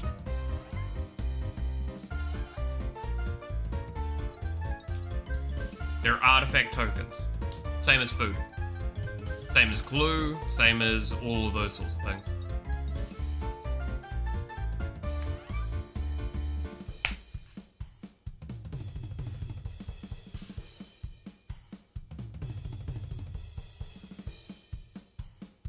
You can sacrifice them with, oh, you're talking about, where is it? Radiant Lotus, this one, right? Sacrifice one or more artifacts. Target player adds 3 or more of the chosen things. Yes, yes, you can.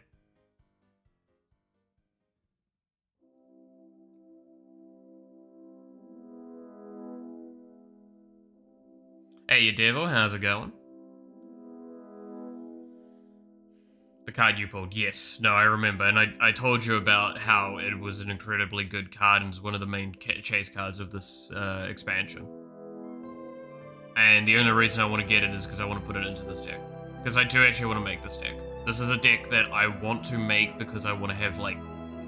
I don't like try-hard decks, but you still got to have some around the place, right?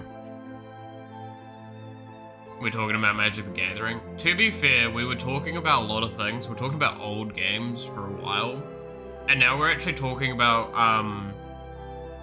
so, we're talking about, like, communities around it, right? So, what I was talking about was bracket stuff. So this is bracket 1 or 2, according to what Magic the Gathering has. Which basically pins it as the point of talking about why, like I say...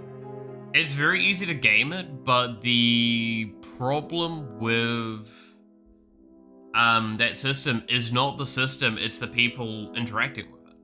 Like, it's not that the brackets are the problem, it's you. You are the problem if you're sitting there and going like, oh, well, I can make a deck, a bracket 1 deck that's super OP and crushes the table. Like, yeah, so you're the problem. You're the reason why we can't have nice things. And people aren't going to like to hear that, but it's true. Because I'm going to say now, since the bracket thing has come out, it's actually been quite beneficial at our LGS. We often have, when we're switching around tables during the night, especially when we're dealing with like people that we're not so familiar with, hey, what bracket is your decks that you're thinking about playing? So we can kind of gauge our power levels, and you can pick one that you feel is strong or weak in accordance with that. That is the point of what brackets are for. The point of bracket systems like that is not because you have a pre-established group, it's because you don't have a pre-established group, and you don't have a feel for the people. Like, I don't think I've talked outside of, like, very loose stuff bracket things with my main people that I play games with there. Like, I don't think I've said it once with them, outside of just going like oh yes, this is this bracket deck, if that gives you an idea. And they're like, yeah, cool, whatever. But the bracket doesn't change anything.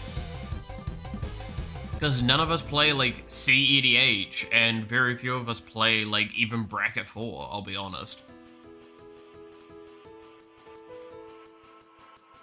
And that's the point. So yeah, it's very important to find those sorts of groups. So I think here in New Zealand, the fact that they're introducing school-based environments for that sort of stuff is really, really cool. I just hope that it's handled correctly.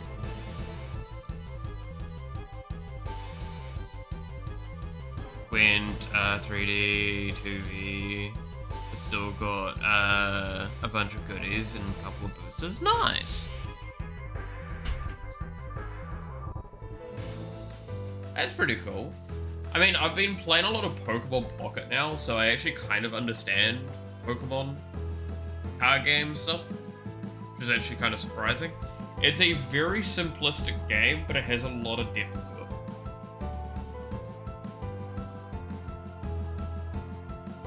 So I give that game a bit of credit there. I just, again, stand by my biggest complaint with that game is how collector focused it is and how little they care about competitive integrity.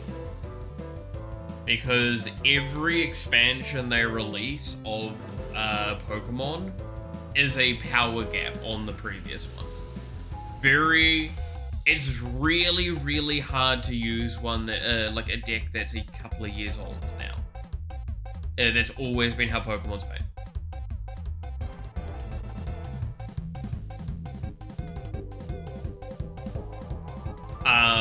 And it's really, really obvious in a lot of context for that.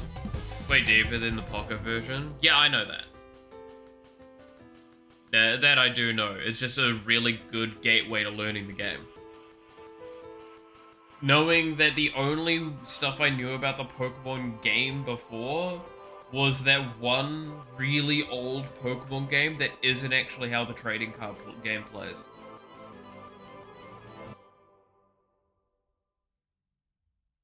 Abusing set rotations to balance. Yeah, again, this is why I say, I dislike how Pokemon is for that, but I get it, because again, like, at the same time, the game's not designed to be a game that's played. Playing the game is possible, but collecting the cards is the priority. That's very clearly the structure of what Pokemon the card game is. Whereas, like, Magic, for example, is predominantly focused around playing the game. However, they supplement it with an extreme amount of collector stuff. In fact, to the extent that now the collector stuff is becoming cheaper than the base stuff. Fun fact, if you've actually looked at prices for the cards in the last, like, few sets, the foil versions tend to be, like, a little bit cheaper than the non-foil versions, because less people are opening normal boosters and more people are opening collector boosters. And because of that, the people that are actively opening the boosters, they're actually keeping their cards and not selling them. So it's easier to get a collector's booster sort of styled version of Bloodthirsty Conqueror, for example. That's the main one I can think of from Foundations.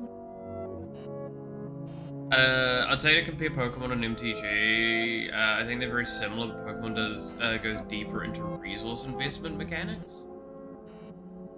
No, I'm gonna very heavily disagree with that. So, what my immediate statement is going to be, and this is going to be one that you could argue is maybe from a perspective that's not well informed enough, or whatever you want to call it, the depth of the games is not comparable. They're very, very different games. Simply put, even if you were to compare 1v1, so standard Magic to Pokemon, the sheer amount of additional things and complexities that it offers are just uncomparable, making one not more difficult per se, but just one completely complex in a different angle. If I was to make an argument of which one I would think is easier to play, I would definitely say Pokemon is a little bit easier to play and a little bit more beginner friendly. However, do I think that there is more avenues for skill expression in Magic? Yes, I would agree to that sentiment as well. Right? I think that is an accurate way to look at that.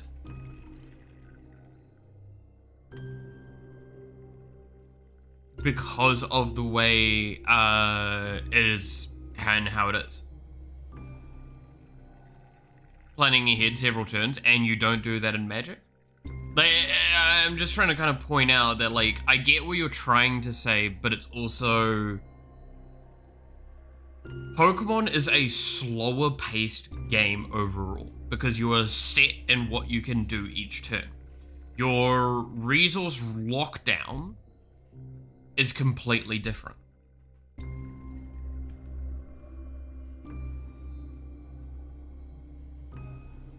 Magic, your resources are tied behind your certain things as well, but like the acceleration that you can get in Magic is significantly different. But also, like, if you're playing versus a blue player, they're probably thinking about your next 5 turns more than you're thinking about them.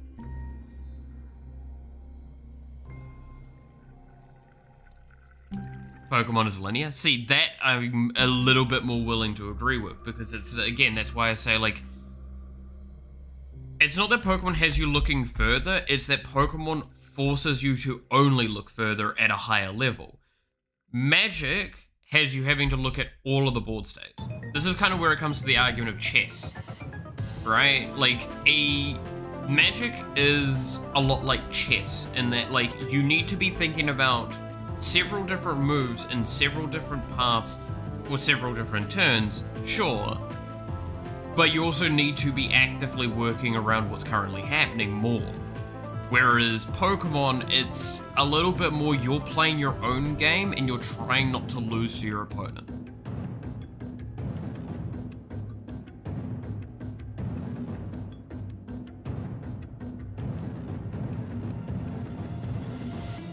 So it's about figuring out, when do I use, say, your item? When do you use your potion? When do you use your rocky helmet? When do you use your whatever, right? Like, these sorts of things are valuable, and like, once they're used, and they're used up in a really, like, awkward way. You have to be very careful with it. Keeping in mind as well, the deck size difference between what Pokemon has and what Magic has, right, is near uncomparable yet again. This is why I say it's really hard to compare those games in a lot of ways. Pokemon can go pretty fast too. Well, yeah, because it's less actions that need to be taken. You can only play one trainer per turn. You can only play a Pokemon or level it up once per turn of that specific Pokemon. And it's a lot harder to draw cards in a more consistent way, and it's near impossible to interact with your own graveyard. There's a lot less disruption for hands and stuff like that. There's not really board wipes, because board wipes win the game. That's the point. The point is to beat your opponent's Pokemon.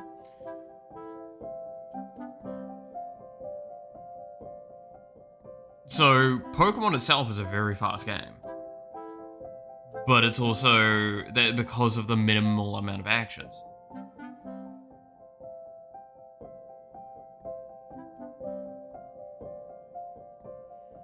Turn 2 starts to cheat out 4 mana per turn from the deck. I mean, yeah. I assume that's probably either a fire or a water one. Those typically be the ones, the elements that I've seen do that sort of stuff pretty well. As long as it's not like Moltres or shit like that, but I know that that's pocket, not main. I don't know what main's sitting at the moment. We are getting a really insane one soon with Charizard. Getting a Charizard GX in from the shiny expansion is gonna be insane. The neutral type one? Ooh, okay, that's kind of scary. But yeah, we're getting a shiny Charizard that's gonna ramp for like 3 or something like that.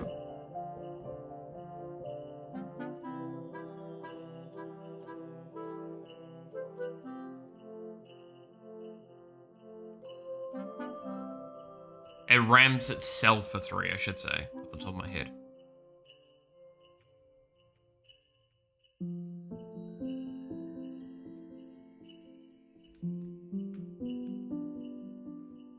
Yeah, it being neutral is kind of scary, because, yeah, the moment you add a neutral that can ramp fast like that, it means that it just kind of is an auto-include, right?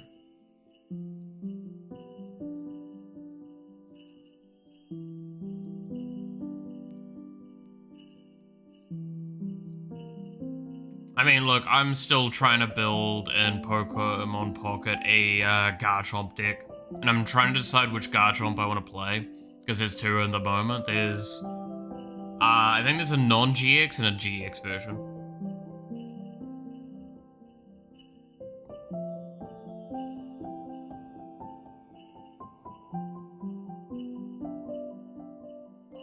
Plain out search, yeah, makes sense. But yeah, like the 2 Garchomps that are in Pocket, what are they?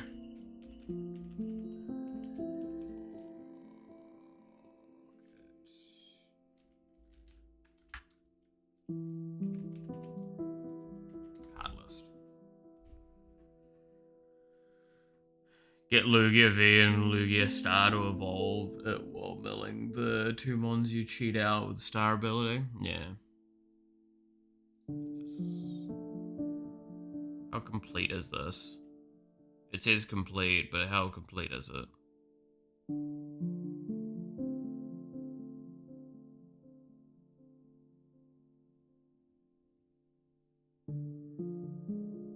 Yeah, so Shiny Revelry is the upcoming one. End of this month. So there's the Triumphant Light one. I know there's a Triumphant Light, and I think it's Space Time is the other Garchomp.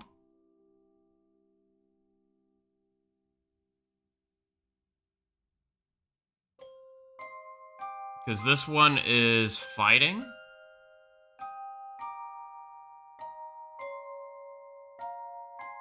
There it is. Garchomp EX. So that's one of them. I got a few copies of that.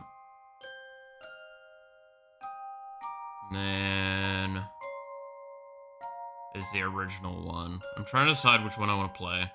Though I can't play the original one probably at this point because it's just probably too slow.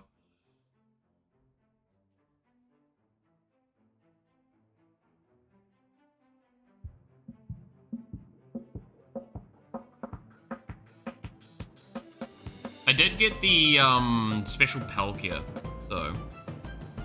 The like special art Palkia recently.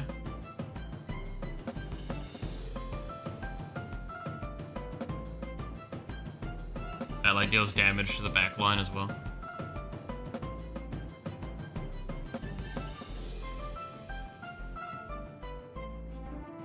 Blade.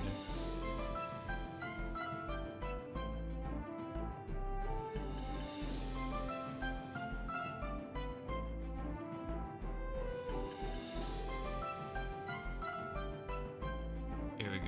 Let's see if this will show it.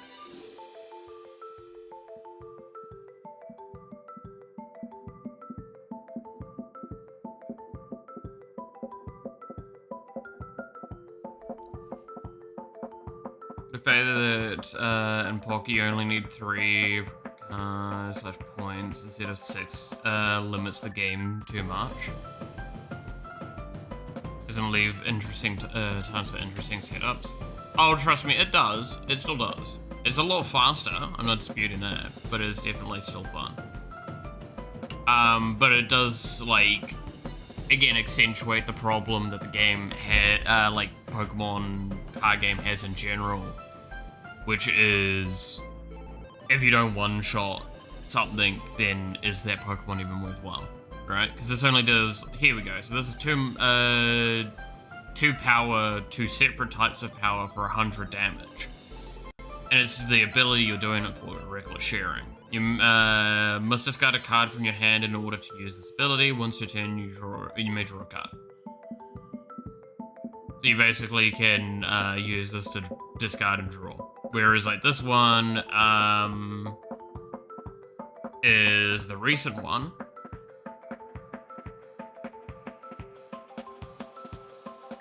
Which is, you've got linear attack, which is deal 5 damage to one of your opponent's Pokemon, so you can hit in the bench. And then you've got 3 mana for 100 damage. The biggest difference is, this has no weakness. This has 30 more health. Then the retreat cost is the same? Yeah. And also this is EX, right? So.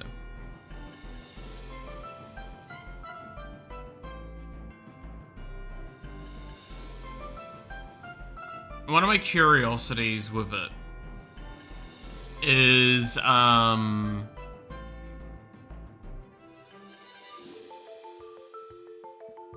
whether or not, because I assume this 50 damage isn't influenced by damage amplifications because it's a text damage, not a damage.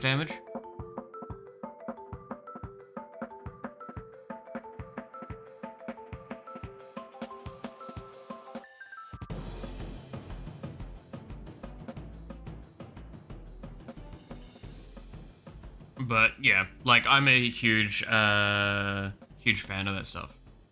Because the reason why I say that is because there's Cynthia, right? Cynthia, which I think it's plus 50 damage to your Garchomp, Togekiss, or something else.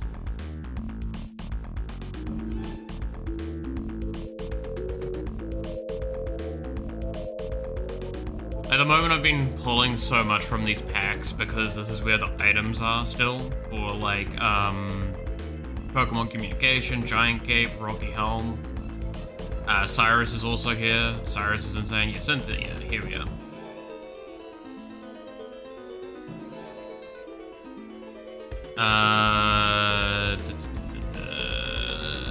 During this turn, attacks used by Garchomp or Togekiss do plus 50 damage to your opponent's active Pokemon. Yeah.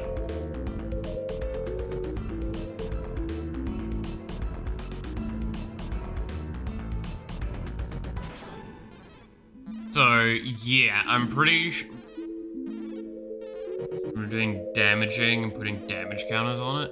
Yeah, there's a lot of weirdness around some of that. Some of the wording's still a little ambiguous in my eyes with some because like you've got Dusknoir that takes damage off of a target and the wording is really awkward, but it makes a lot of sense if you know how the game works.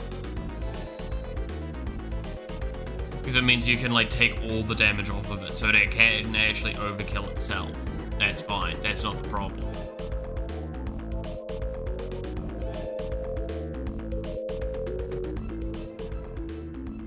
Active or general. I think it's active. But yeah, no, I mean the point is I want to play Cynthia and Garchomp, right? Like there's a part of my brain that's just like, even though that is like one of the main Pokemon games I've never interacted with, Cynthia is still probably one of my favorite characters in all of Pokemon.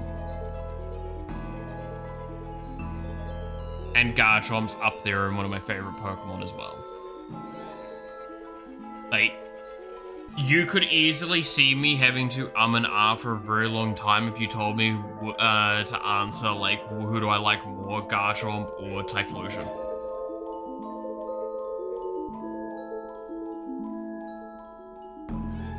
Because, like, I've got a soft spot for dragons, my man.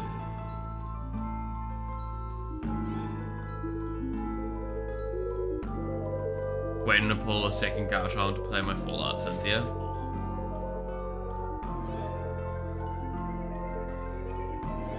It's pretty good. It's pretty good.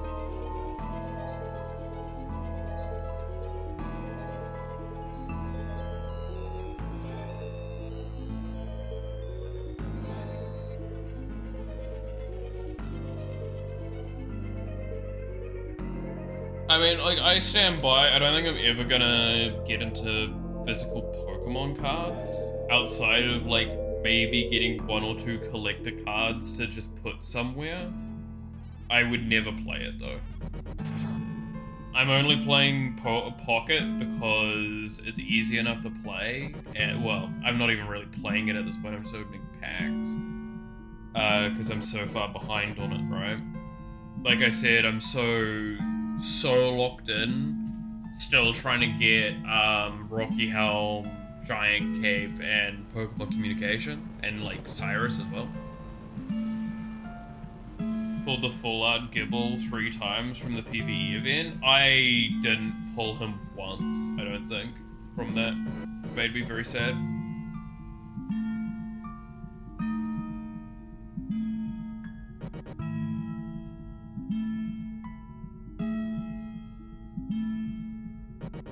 Like, I'm literally just waiting on items. Like, I want to get 1 Cyrus, 2 Pokemon Communications, and then, like, 1 of each of the other ones, because I've got the other stuff for it, right? I'd also kind of like to get, I think, is it Dawn is in that one as well? Is it Dawn or is it Leaf is in that expansion?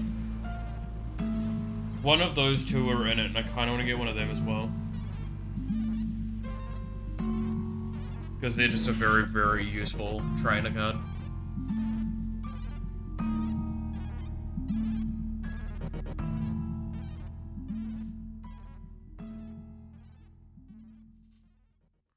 Do a full outline? Yeah.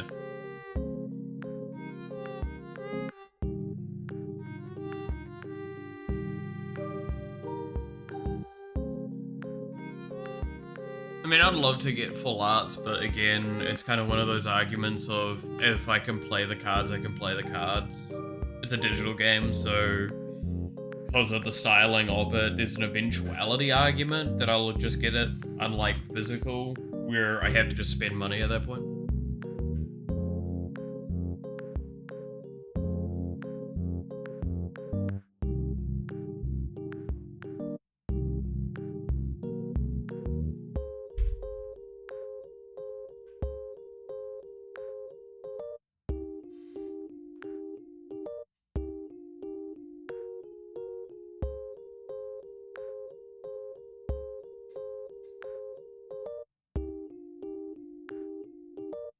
But yeah, like Cyrus is like a card that I don't think you can play competitively without having Cyrus in pocket.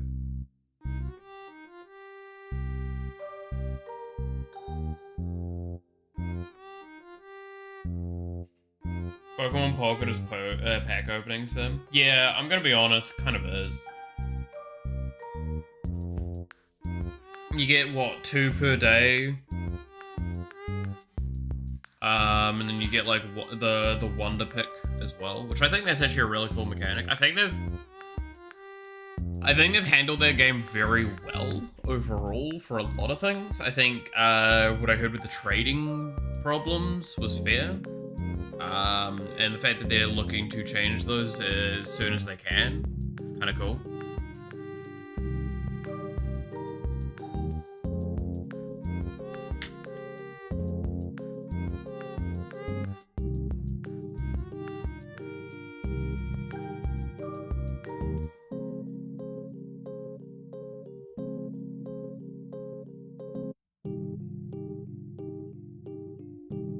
Yeah, no, I think they've done a solid job of it, especially knowing it's a great way for people to actually play Pokemon without getting screwed over by all of the fucking scalpers and shit like that, and the overinflation of cost.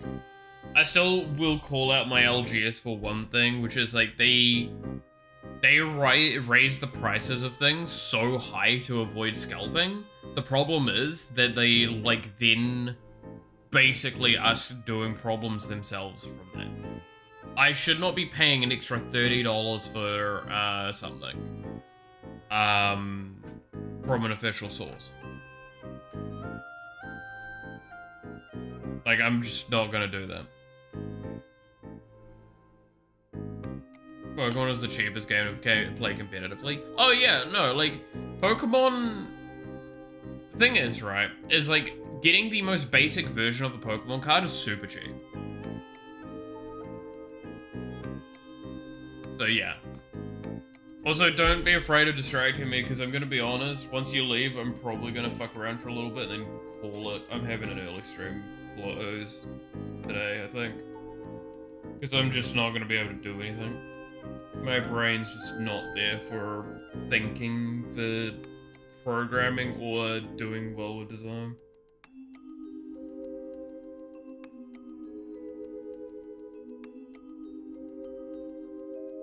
But yeah, I'll catch you later, yeah.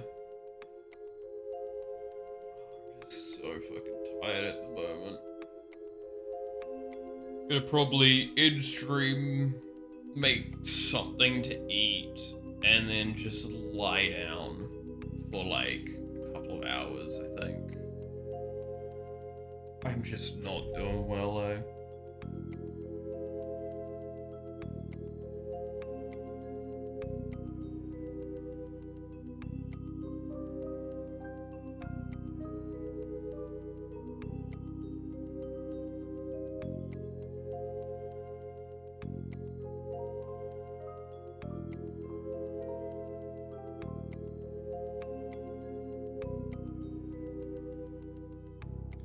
Sweet Caroline.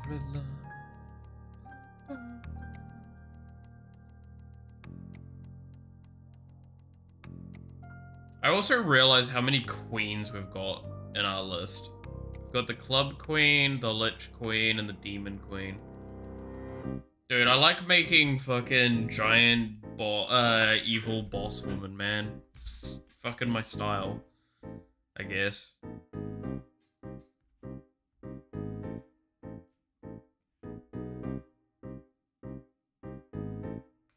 Sue me, I think they're hot.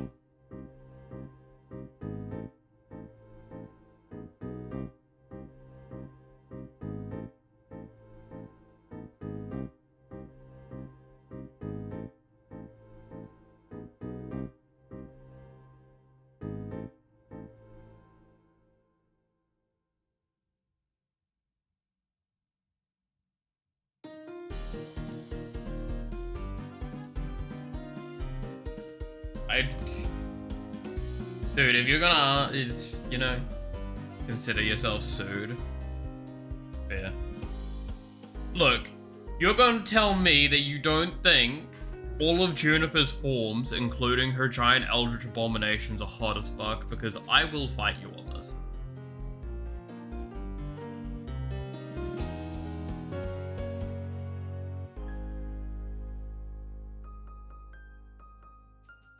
I will go down swinging for that one.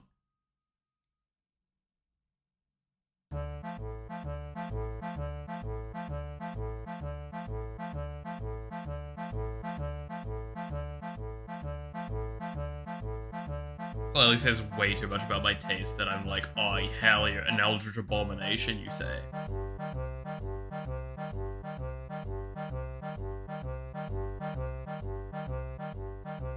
My lawyer advised me not to reveal my opinion. Yeah.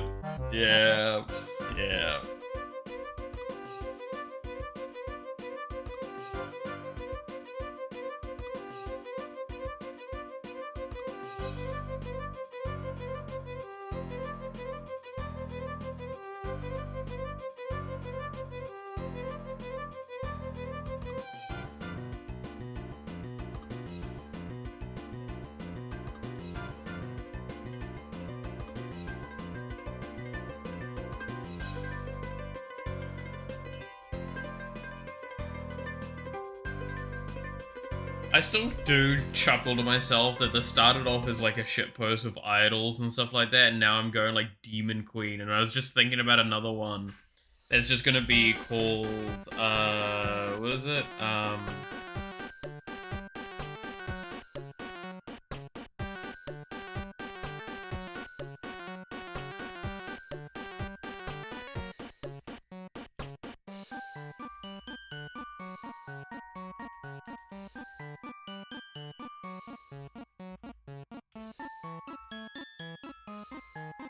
The Consumer of Moons.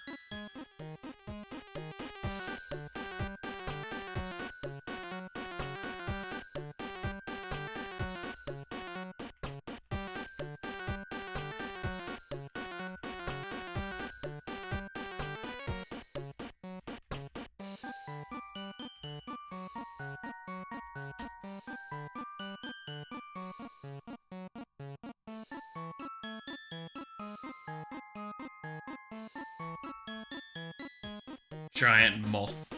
And I'm not gonna deny Juniper as an inspiration for this one.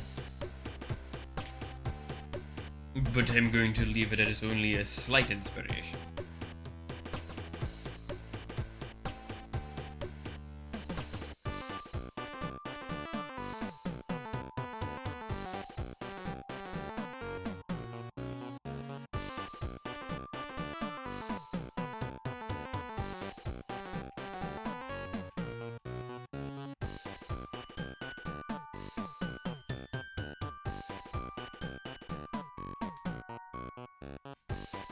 I have a proposition. Demi-Lich.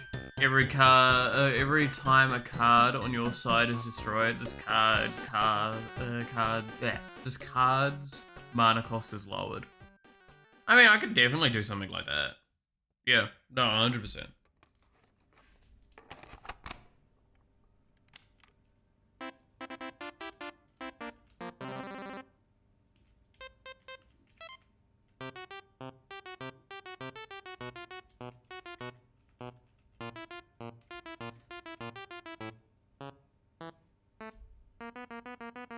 What's the term for them again? Cursed?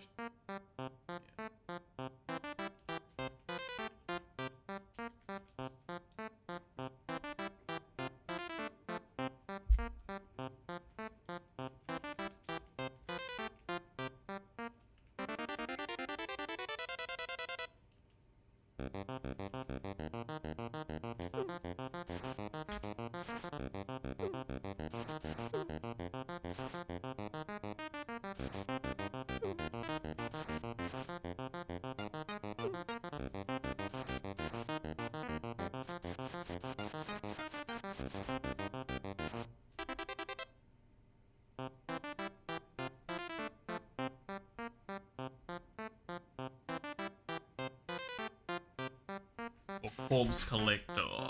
When this card destroys an enemy card, the destroyed card is moved to your grave instead of the enemy's grave. Ooh! That's an interesting one. I actually like the idea of that. Genuinely.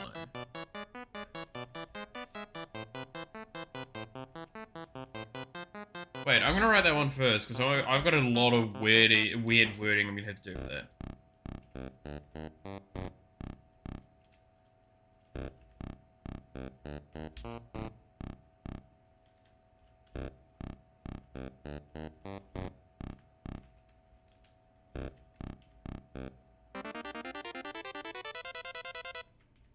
I'm gonna move past the cost, I'm gonna move past the stats.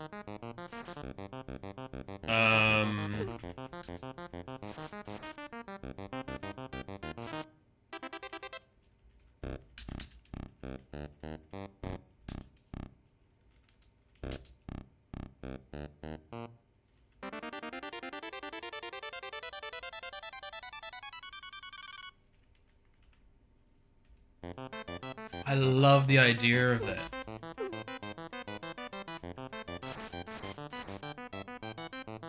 Came over yesterday. It's just such a cool idea, because like, with Magic you would never do something like this, and I think that's a very fair thing to do. But because this is a digital card game that we have a lot more room to like fuck around with these sorts of things, this sounds so interesting.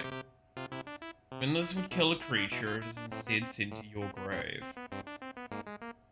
Because there's already synergies we have about things getting sent to your grave, right?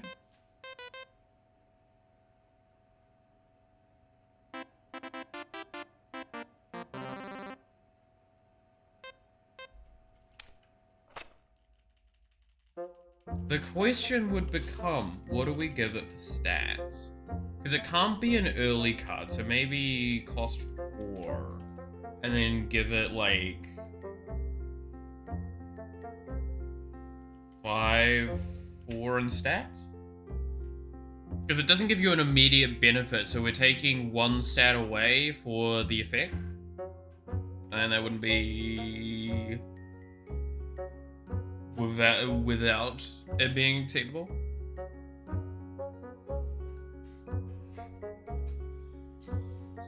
Because keep in mind, like, you're probably going to get maybe like 1 or 2 creatures killed with this card. Potentially even 0. So it is like a very interesting effect for that.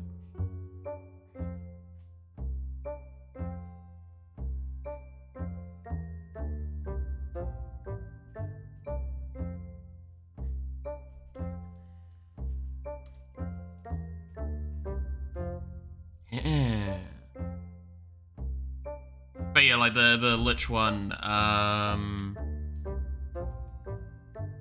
feel like I could rename it slightly different from Demi Lich.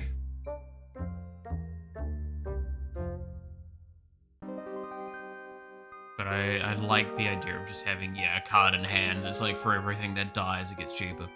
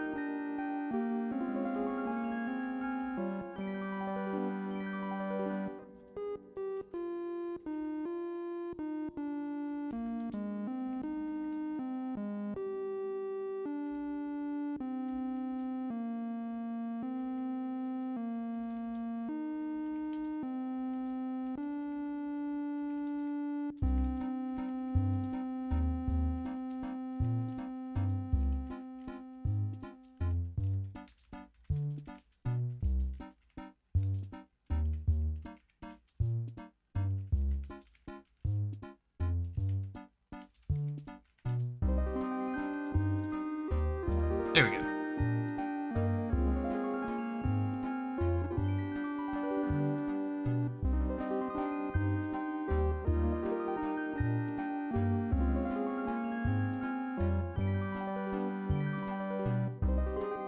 It's a lich that could not keep its phylactery and turn into a flying skull and Dead by Daylight. D&D, sorry. And is being of the souls of all it comes into contact with to stay unliving. I feel like if I was to do something like that, would it not be more along the lines of, say,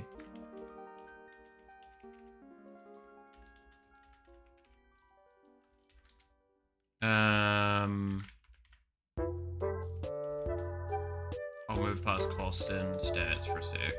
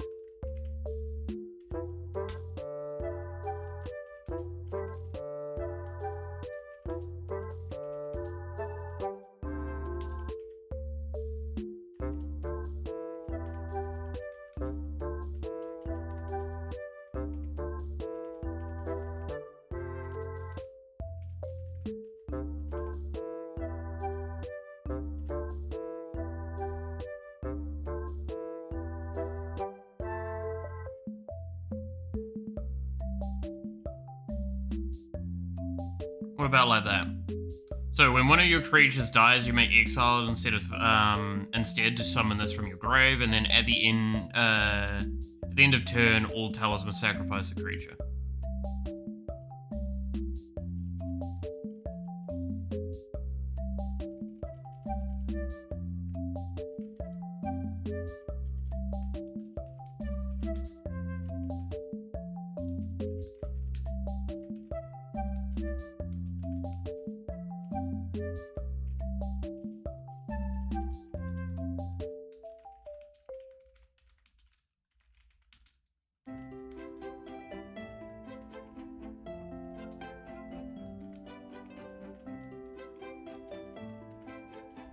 There we go. If they cannot, then sacrifice this creature instead as an additional thing. Does sacrifice work with the lamb? Yeah. The one we did the other time? The, where is it? The sacrificial goat. When summoned, becomes stunned at the start of your next turn, sacrifice it. So you'd sacrifice it beforehand.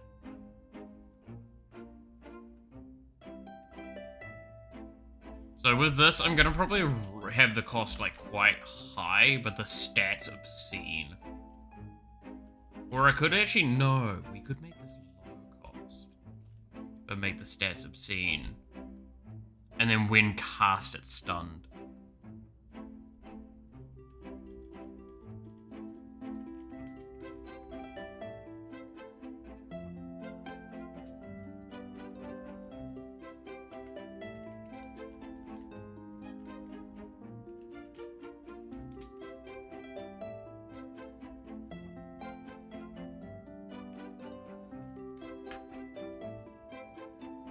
So summoning is fine, casting is bad. So it's almost a card you want to actively discard if you can.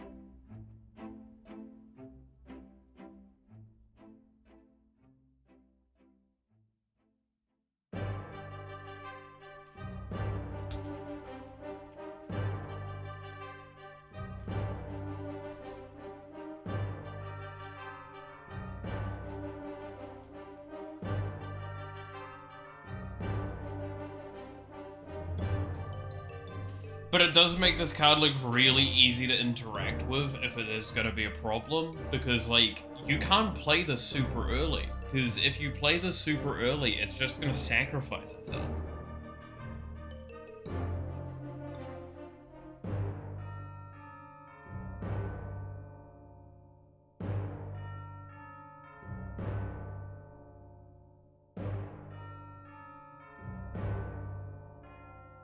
I'll also reword this, that instead of dies, when one of your creatures...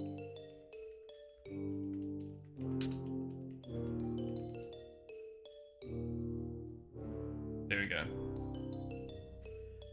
Do both need to sacrifice for the Demi-Lich to survive, or only one sacrifice is enough? So the way I've got it here is that all players will have to sacrifice if that condition can't be met. This sacrifices itself instead. So it becomes a really, really potent board control, potentially. And it means that you can like recurse this pretty easily. So you want to have a good board, but it's also really good into like, it's a weird removal tool. Because if they only have a handful of creatures and they're really big and strong, you'll get through those and it will whittle them down. Whereas, if they've got a really wide board, then you've consistently got this thing out. Right? So it's actually really, really versatile and a very interesting sort of effect. Because it plays to that concept that you kind of gave me, where it's just like, to stay unliving, right? It needs to constantly be kind of feeding. So if you don't have it feeding, then it will just sack itself. But you can bring it back then, potentially. It becomes this weird little cyclical thing of like, yeah, it's consistently around, but it's not guaranteed to end the game. It's just really good into certain builds. Again, if you go into something that has like really big things, but very few of them, like a really tall nature deck, it will just destroy it.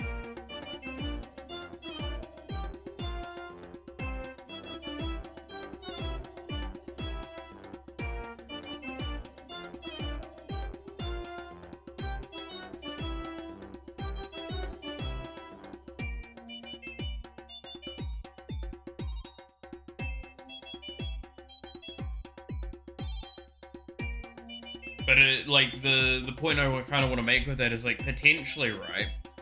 Think about a case scenario where the opponent plays this and you've got an entire board of stuff and you don't want to see that card. You want to kind of like remove, like you don't really care about your stuff on board and you kind of want to see them get rid of that because it's one of their more important cards at the moment. What happens if you can just sack all your board in response to it? Then you can't sacrifice something, so it has to sacrifice itself. So they might, like, the opposition could bank on it removing something, but then, like, it removes itself because you no longer meet that condition. Also could be used to sack something of theirs, but now they can't. Now they have to sack this thing. Keeping in mind as well, it doesn't actually work amazingly, incredibly, with the Lich Queen. Because the Lich Queen has it so when a creature you control enters the grave, return it to your hand.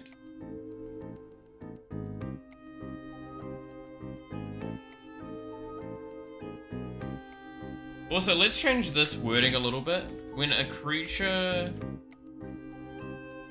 enters your grave, return it to your hand. The reason we'll change that is because that one, the corpse collector.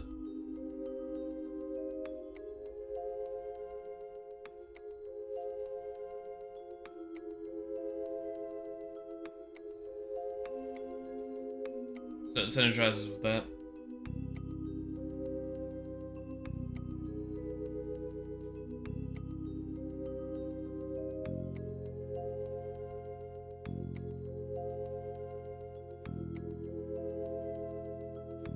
Sorry, I didn't hear that. Oh, I was The last bit, if you're wondering, sorry, I'll move up a little bit. I just changed the Lich Queen, so it's like after a creature enters your grave instead of after a creature you control enters the grave. To synergize with the Corpse Collector.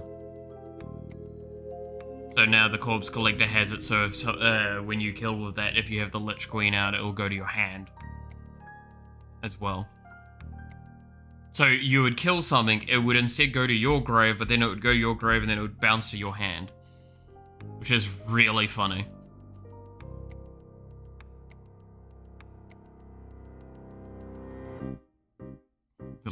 What the fuck happened? Alright then.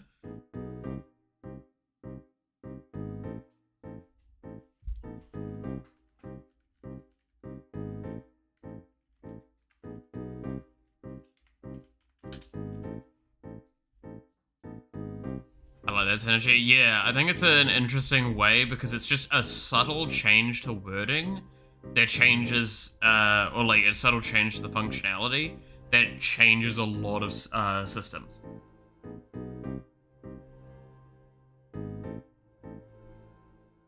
It also means that theoretically, if they make it so it's going to their graveyard as well, like if you're dealing with a counter Lich build,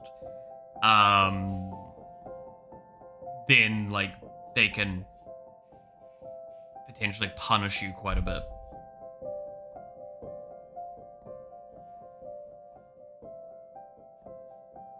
So it leaves more room for that.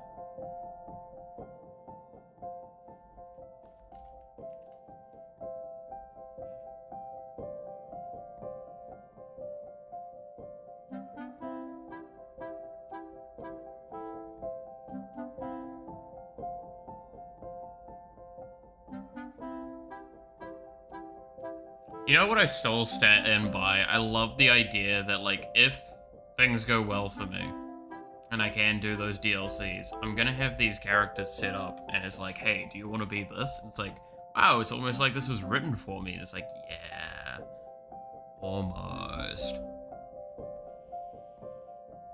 I would never do that.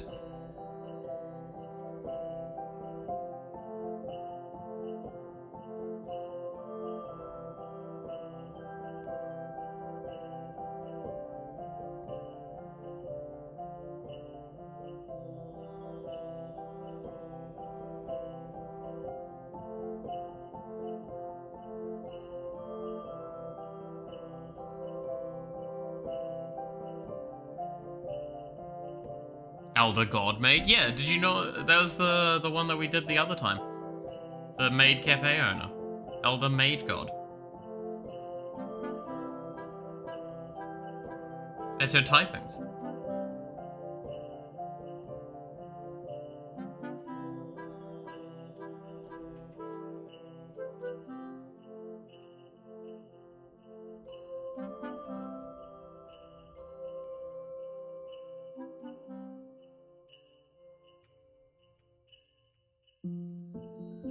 It's the god of maids, man. Don't underestimate the god of maids. How we made all of these fucking maids specifically for it as well. Red to Bear, you wrote this? Yeah, we wrote a lot for the maids in the end.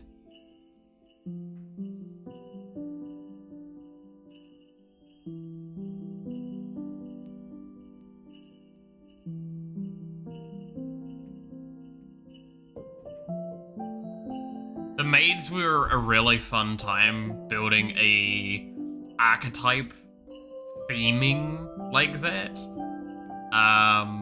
Because it's like forcing a bunch of like synergies where synergies shouldn't normally be.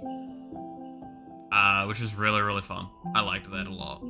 I stand by, I will do that again. I will happily do that shit again.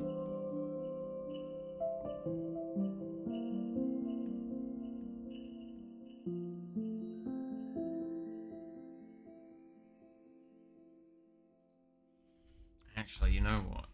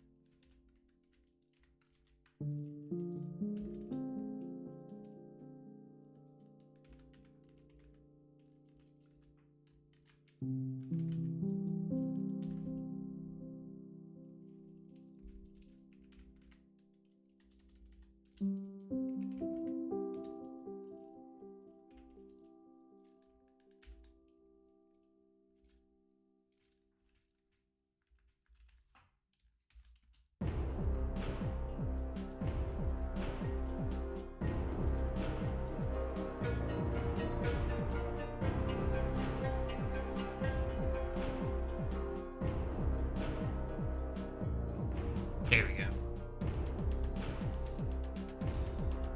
Mystical maid, maid wizard demigod. Your other maids cost 1.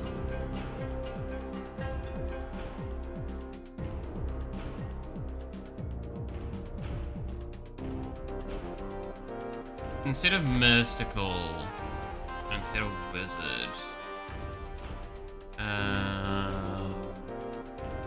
What should we call it?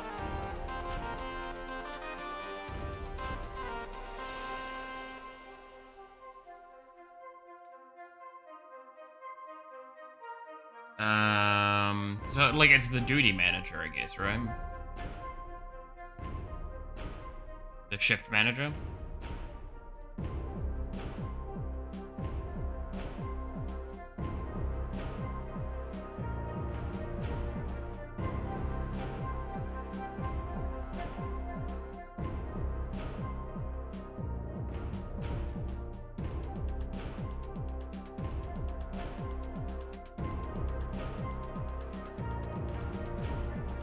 And I'll keep it as demigod because, like, demigod works quite well with the concepting that it's like this big, overarching, insane thing. Oh, that is also a good point. We need an angel mage.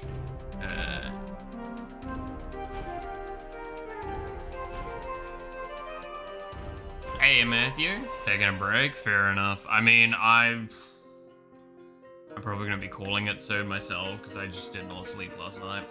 I'm very tired.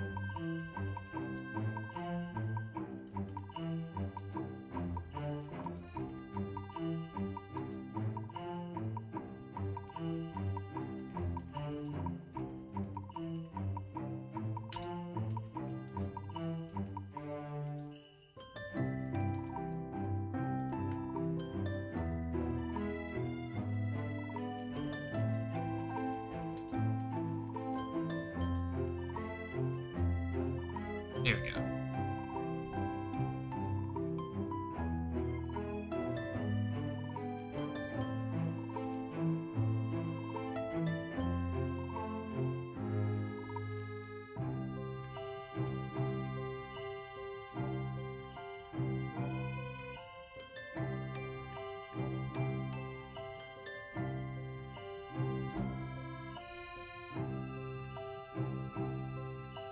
Easy to go from that.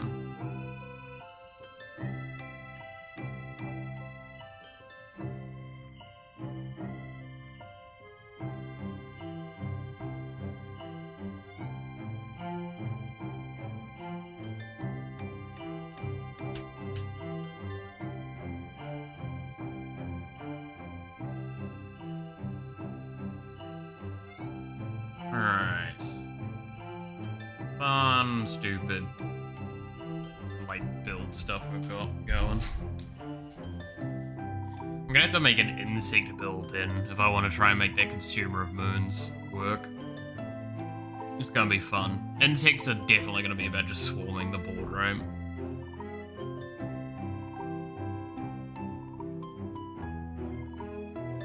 More insects. More. More.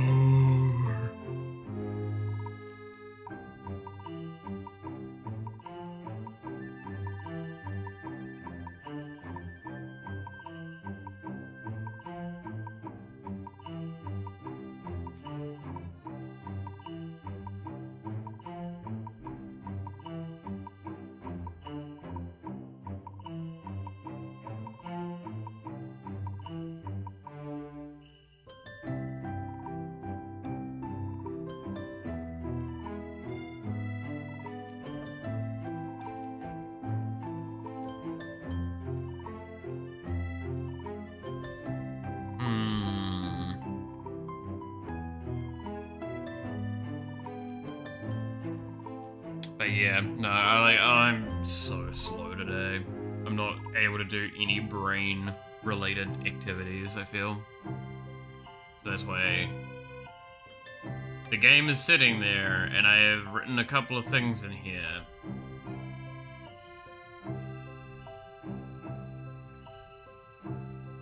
And that's about it.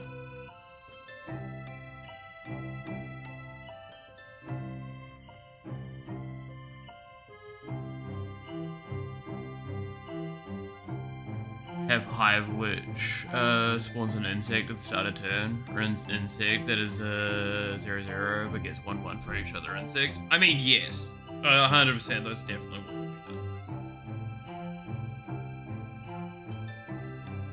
do. Progress as usual. Hey now, I'd like to think I'm normally a bit better than I am today. I'm just really fucked today because I didn't go to bed. I went to bed, but I read. I went to bed at like 7. And I read till like past midnight by a long shot. I think I was like 1 AM or 2 AM by the time I decided to go to sleep. I finished one story, which was good, and then I started reading another one. Sue me, I haven't read like that in a long time. I feel like I've did pretty good. It's just I really needed to like not be up and about anymore because I'd had a long weekend. What did I read? So I finished reading I Contracted Myself. That was a fun one. I've caught up to date on it, I should say.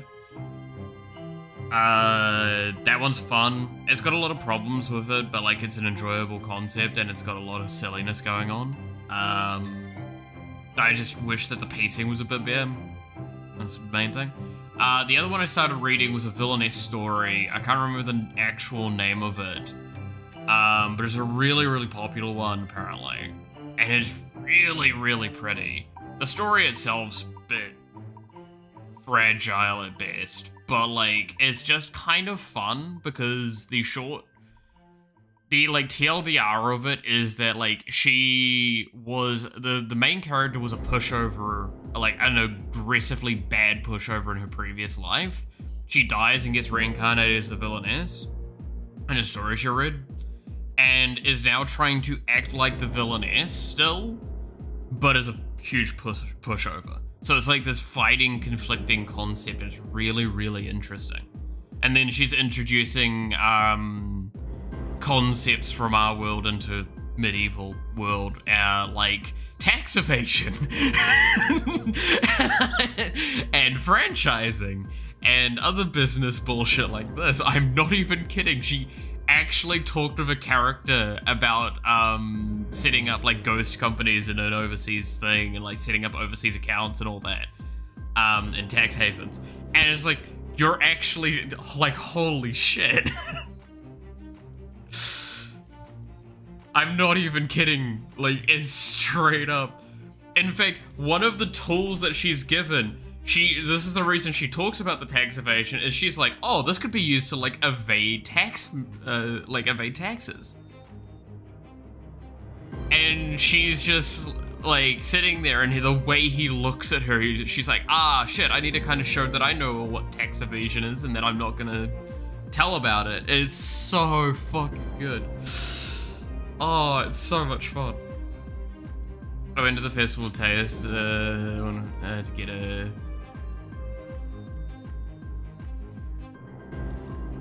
So exhausted. It was all kinds of Saturday. Oh, goddamn. I know this manga, I read it. Do you? Do you remember the name? Because I would have to look at my phone, and my phone's currently doing the VTuber stuff. Because it's genuinely, it's very pretty. The art style of it alone is what caught me. Because the villainess is just like gorgeously printed. But it's just really funny. Is it set in a modern or fantasy? It's fantasy. Give me a sec. Alright, I'm gonna minimize my stuff. Give me a sec, I can find it. I just need a...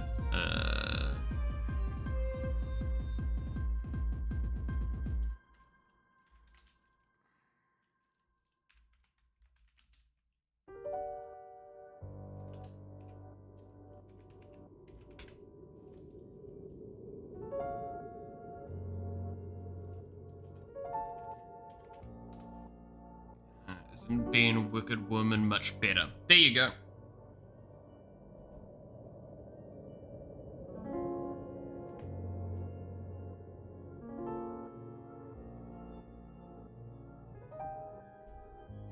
That's the name of it. I'll post it in Discord as requested.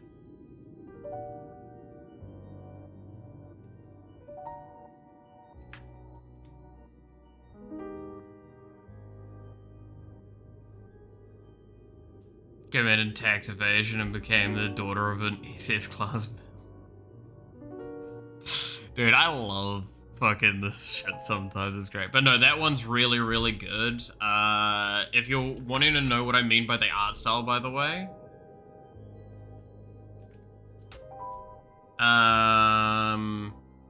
Hopefully it's got some of it here, nice and easily.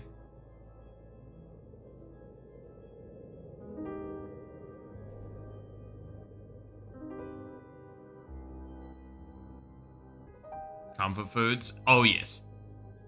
Yeah, here we go. Here's some of the stuff. It's just, like... I'm sorry, but the visual stunningness of this fucking series. Yeah, the perks of being a villainess is the alt name, I believe. But, like, this art here.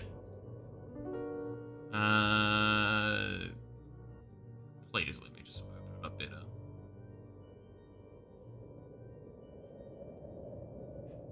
This is what it looks like.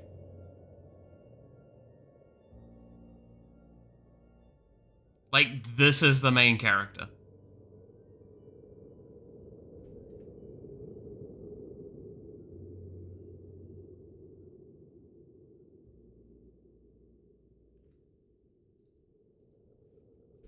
This is such a pretty series.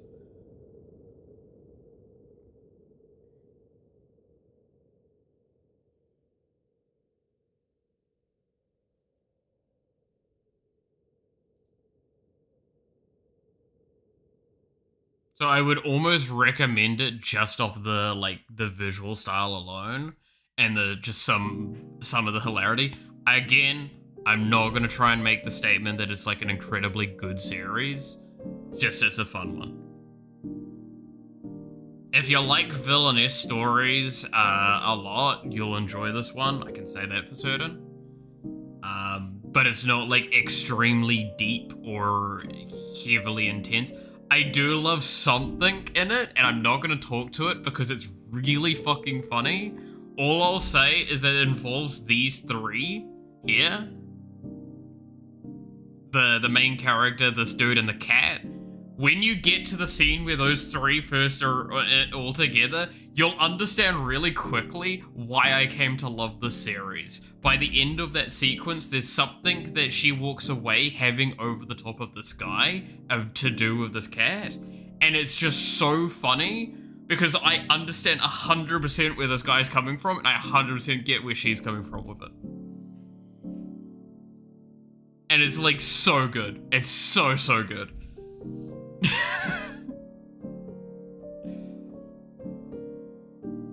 Something other than tax evasion. Ironically enough, this is the dude that was like the tax evasion discussion. Like these two were talking about stuff, and he was the one that gave her the thing for tax evasion. It's just tax evasion was a part of it. Tax evasion, like I said, setting up like franchising, because she's basically wanting to make Starbucks inside of a medieval fantasy. Which is really funny. Yeah, like this is literally the scene with those two first meeting, I think. Like, these two are great. These two are great. I really like a lot of the stuff in it. It's a fun one. But I just, if I can't sell you on the visual style of the series, I don't think I can actually sell you on the series, because this visual style is just absolutely gorgeous to me. Like, the intricacies, the detailings, the patterns, they're all just so nice.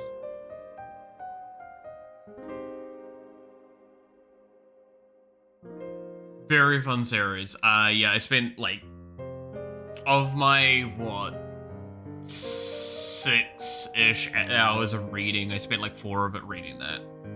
Because, like I said, I only needed to do a little bit to finish off catching up when I contracted myself. The problem I have with, like, again, so this is my issue with manhwa a lot of the time. Once I read up to date, I might as well just have said that the series ends there. Because I'm like not the kind of person that's going to be able to keep up with everything, because I've done that in the past and it just drained the shit out of me. I think you sold a couple of us, including me, on tax evasion. It's just really funny. And actually, I will say this as well, be very careful, because it does actually explain it correctly. Like, not fully how to do it, but it actually does know what it's talking about with it, and I don't like it. This author actually knows how to commit tax evasion correctly, and that's really scary. But I think the beauty of that story, I will also say, is, like I said, the fact that it's the growth of the character from the someone character that was a huge pushover in her real life. We've all been, like, used and abused in some way throughout our lives. So you can really easily fill into those shoes as the reader.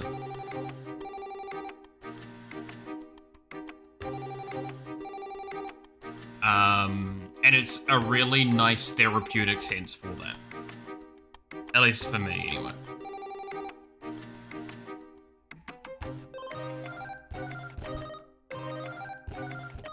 So, thumbs up. Good series. Can't say it's like... But again, that's why I say, like, it's not a series that I would rank very highly, but it's a series I'm very much enjoying. And that's what kind of is important about that stuff, is it's not that it's the most well-written piece ever, it's that you can enjoy it.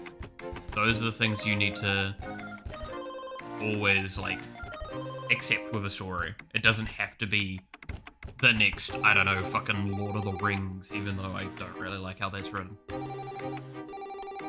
For the longest time, The Hobbit was used, that book was used as a thing to hold up my my light.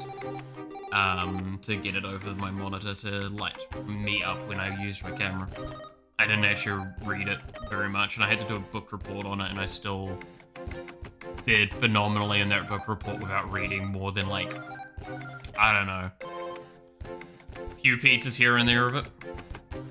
I get why it's good, it's not a writing style I enjoy. To probably give a very good example of how much I don't really like the writing in those books. In The Hobbit, there's like the preamble thing talking about the hobbits and how they live. I couldn't finish that. That's how far, if I tried to read the book from the beginning to end, that's how far I got. It was before even chapter 1 I stopped reading.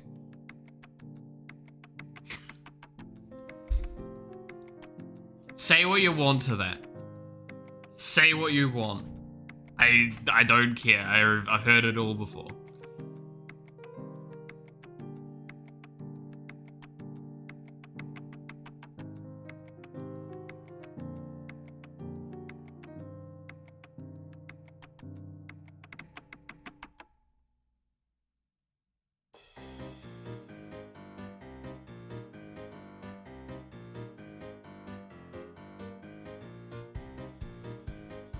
Also, shouldn't you guys be scared of the fact that I keep going about the tax evasion thing and just like, how I can tell you that it's the correct way to do it? None of you are questioning that aspect? Okay, cool. Did you see the D&D series of Journey? I've genuinely not had the time. I've actually not watched that much YouTube in general, recently, by comparison to what I normally watch, because of just how fucking busy I've been. It doesn't help as well that, like, a little bit of my free time, has also gone to Warframe, because it's had its update recently. And getting stuff sorted out in that. Wouldn't be the first time, true.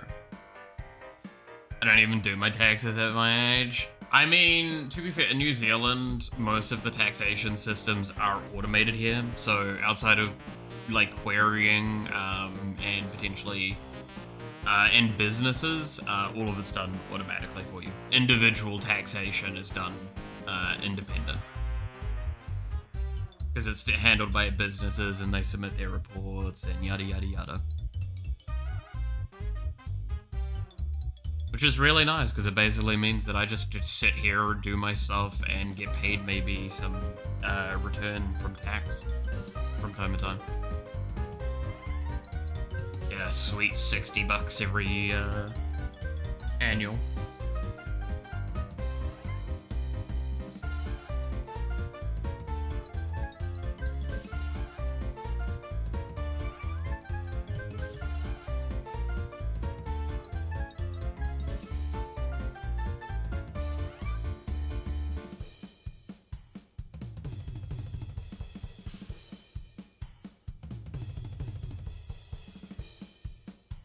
But yeah, I do need to watch the D&D series. I really do. It's been... Ah, man. The worst part is, I can't even say moving's gonna solve a lot of these problems. In fact, moving might even exacerbate a lot of my, like, time problems. I really need to, like, organize myself better. And, like, set time frames for me and myself more consistently. Because I'm just, like... I'm either overworking or getting nothing done.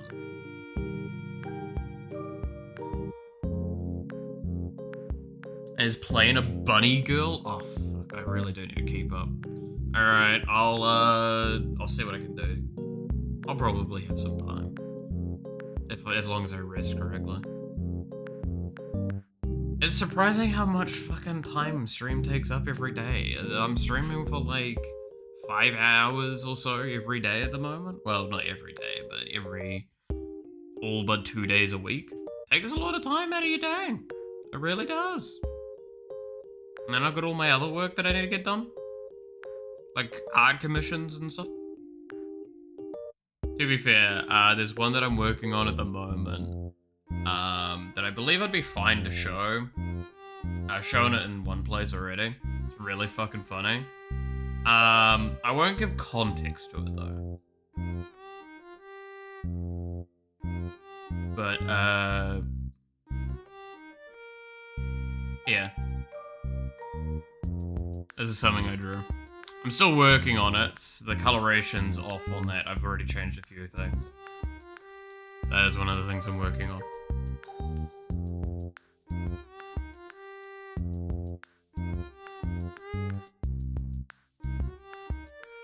Neurobread. Yeah. Neurobread.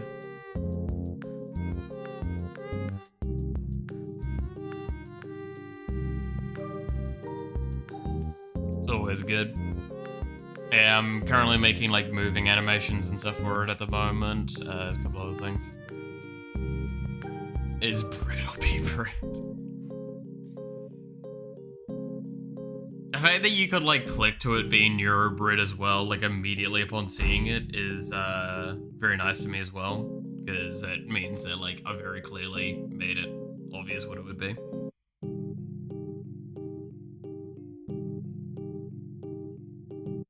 Which is very, very good. Very good. Alright. Like I said, I think I'm gonna call it on the early side today, so we'll go with the 3.5 hours. But yeah. So 3.5 hours is a lot lower than normal, but like I said, I'm just not feeling it today. That was by my own fault, so call me out on that. Feel free. So thank you so much for watching. I hope you enjoyed. You're awesome. Stay awesome. And I hope to see you again next time. Until then, bye-bye.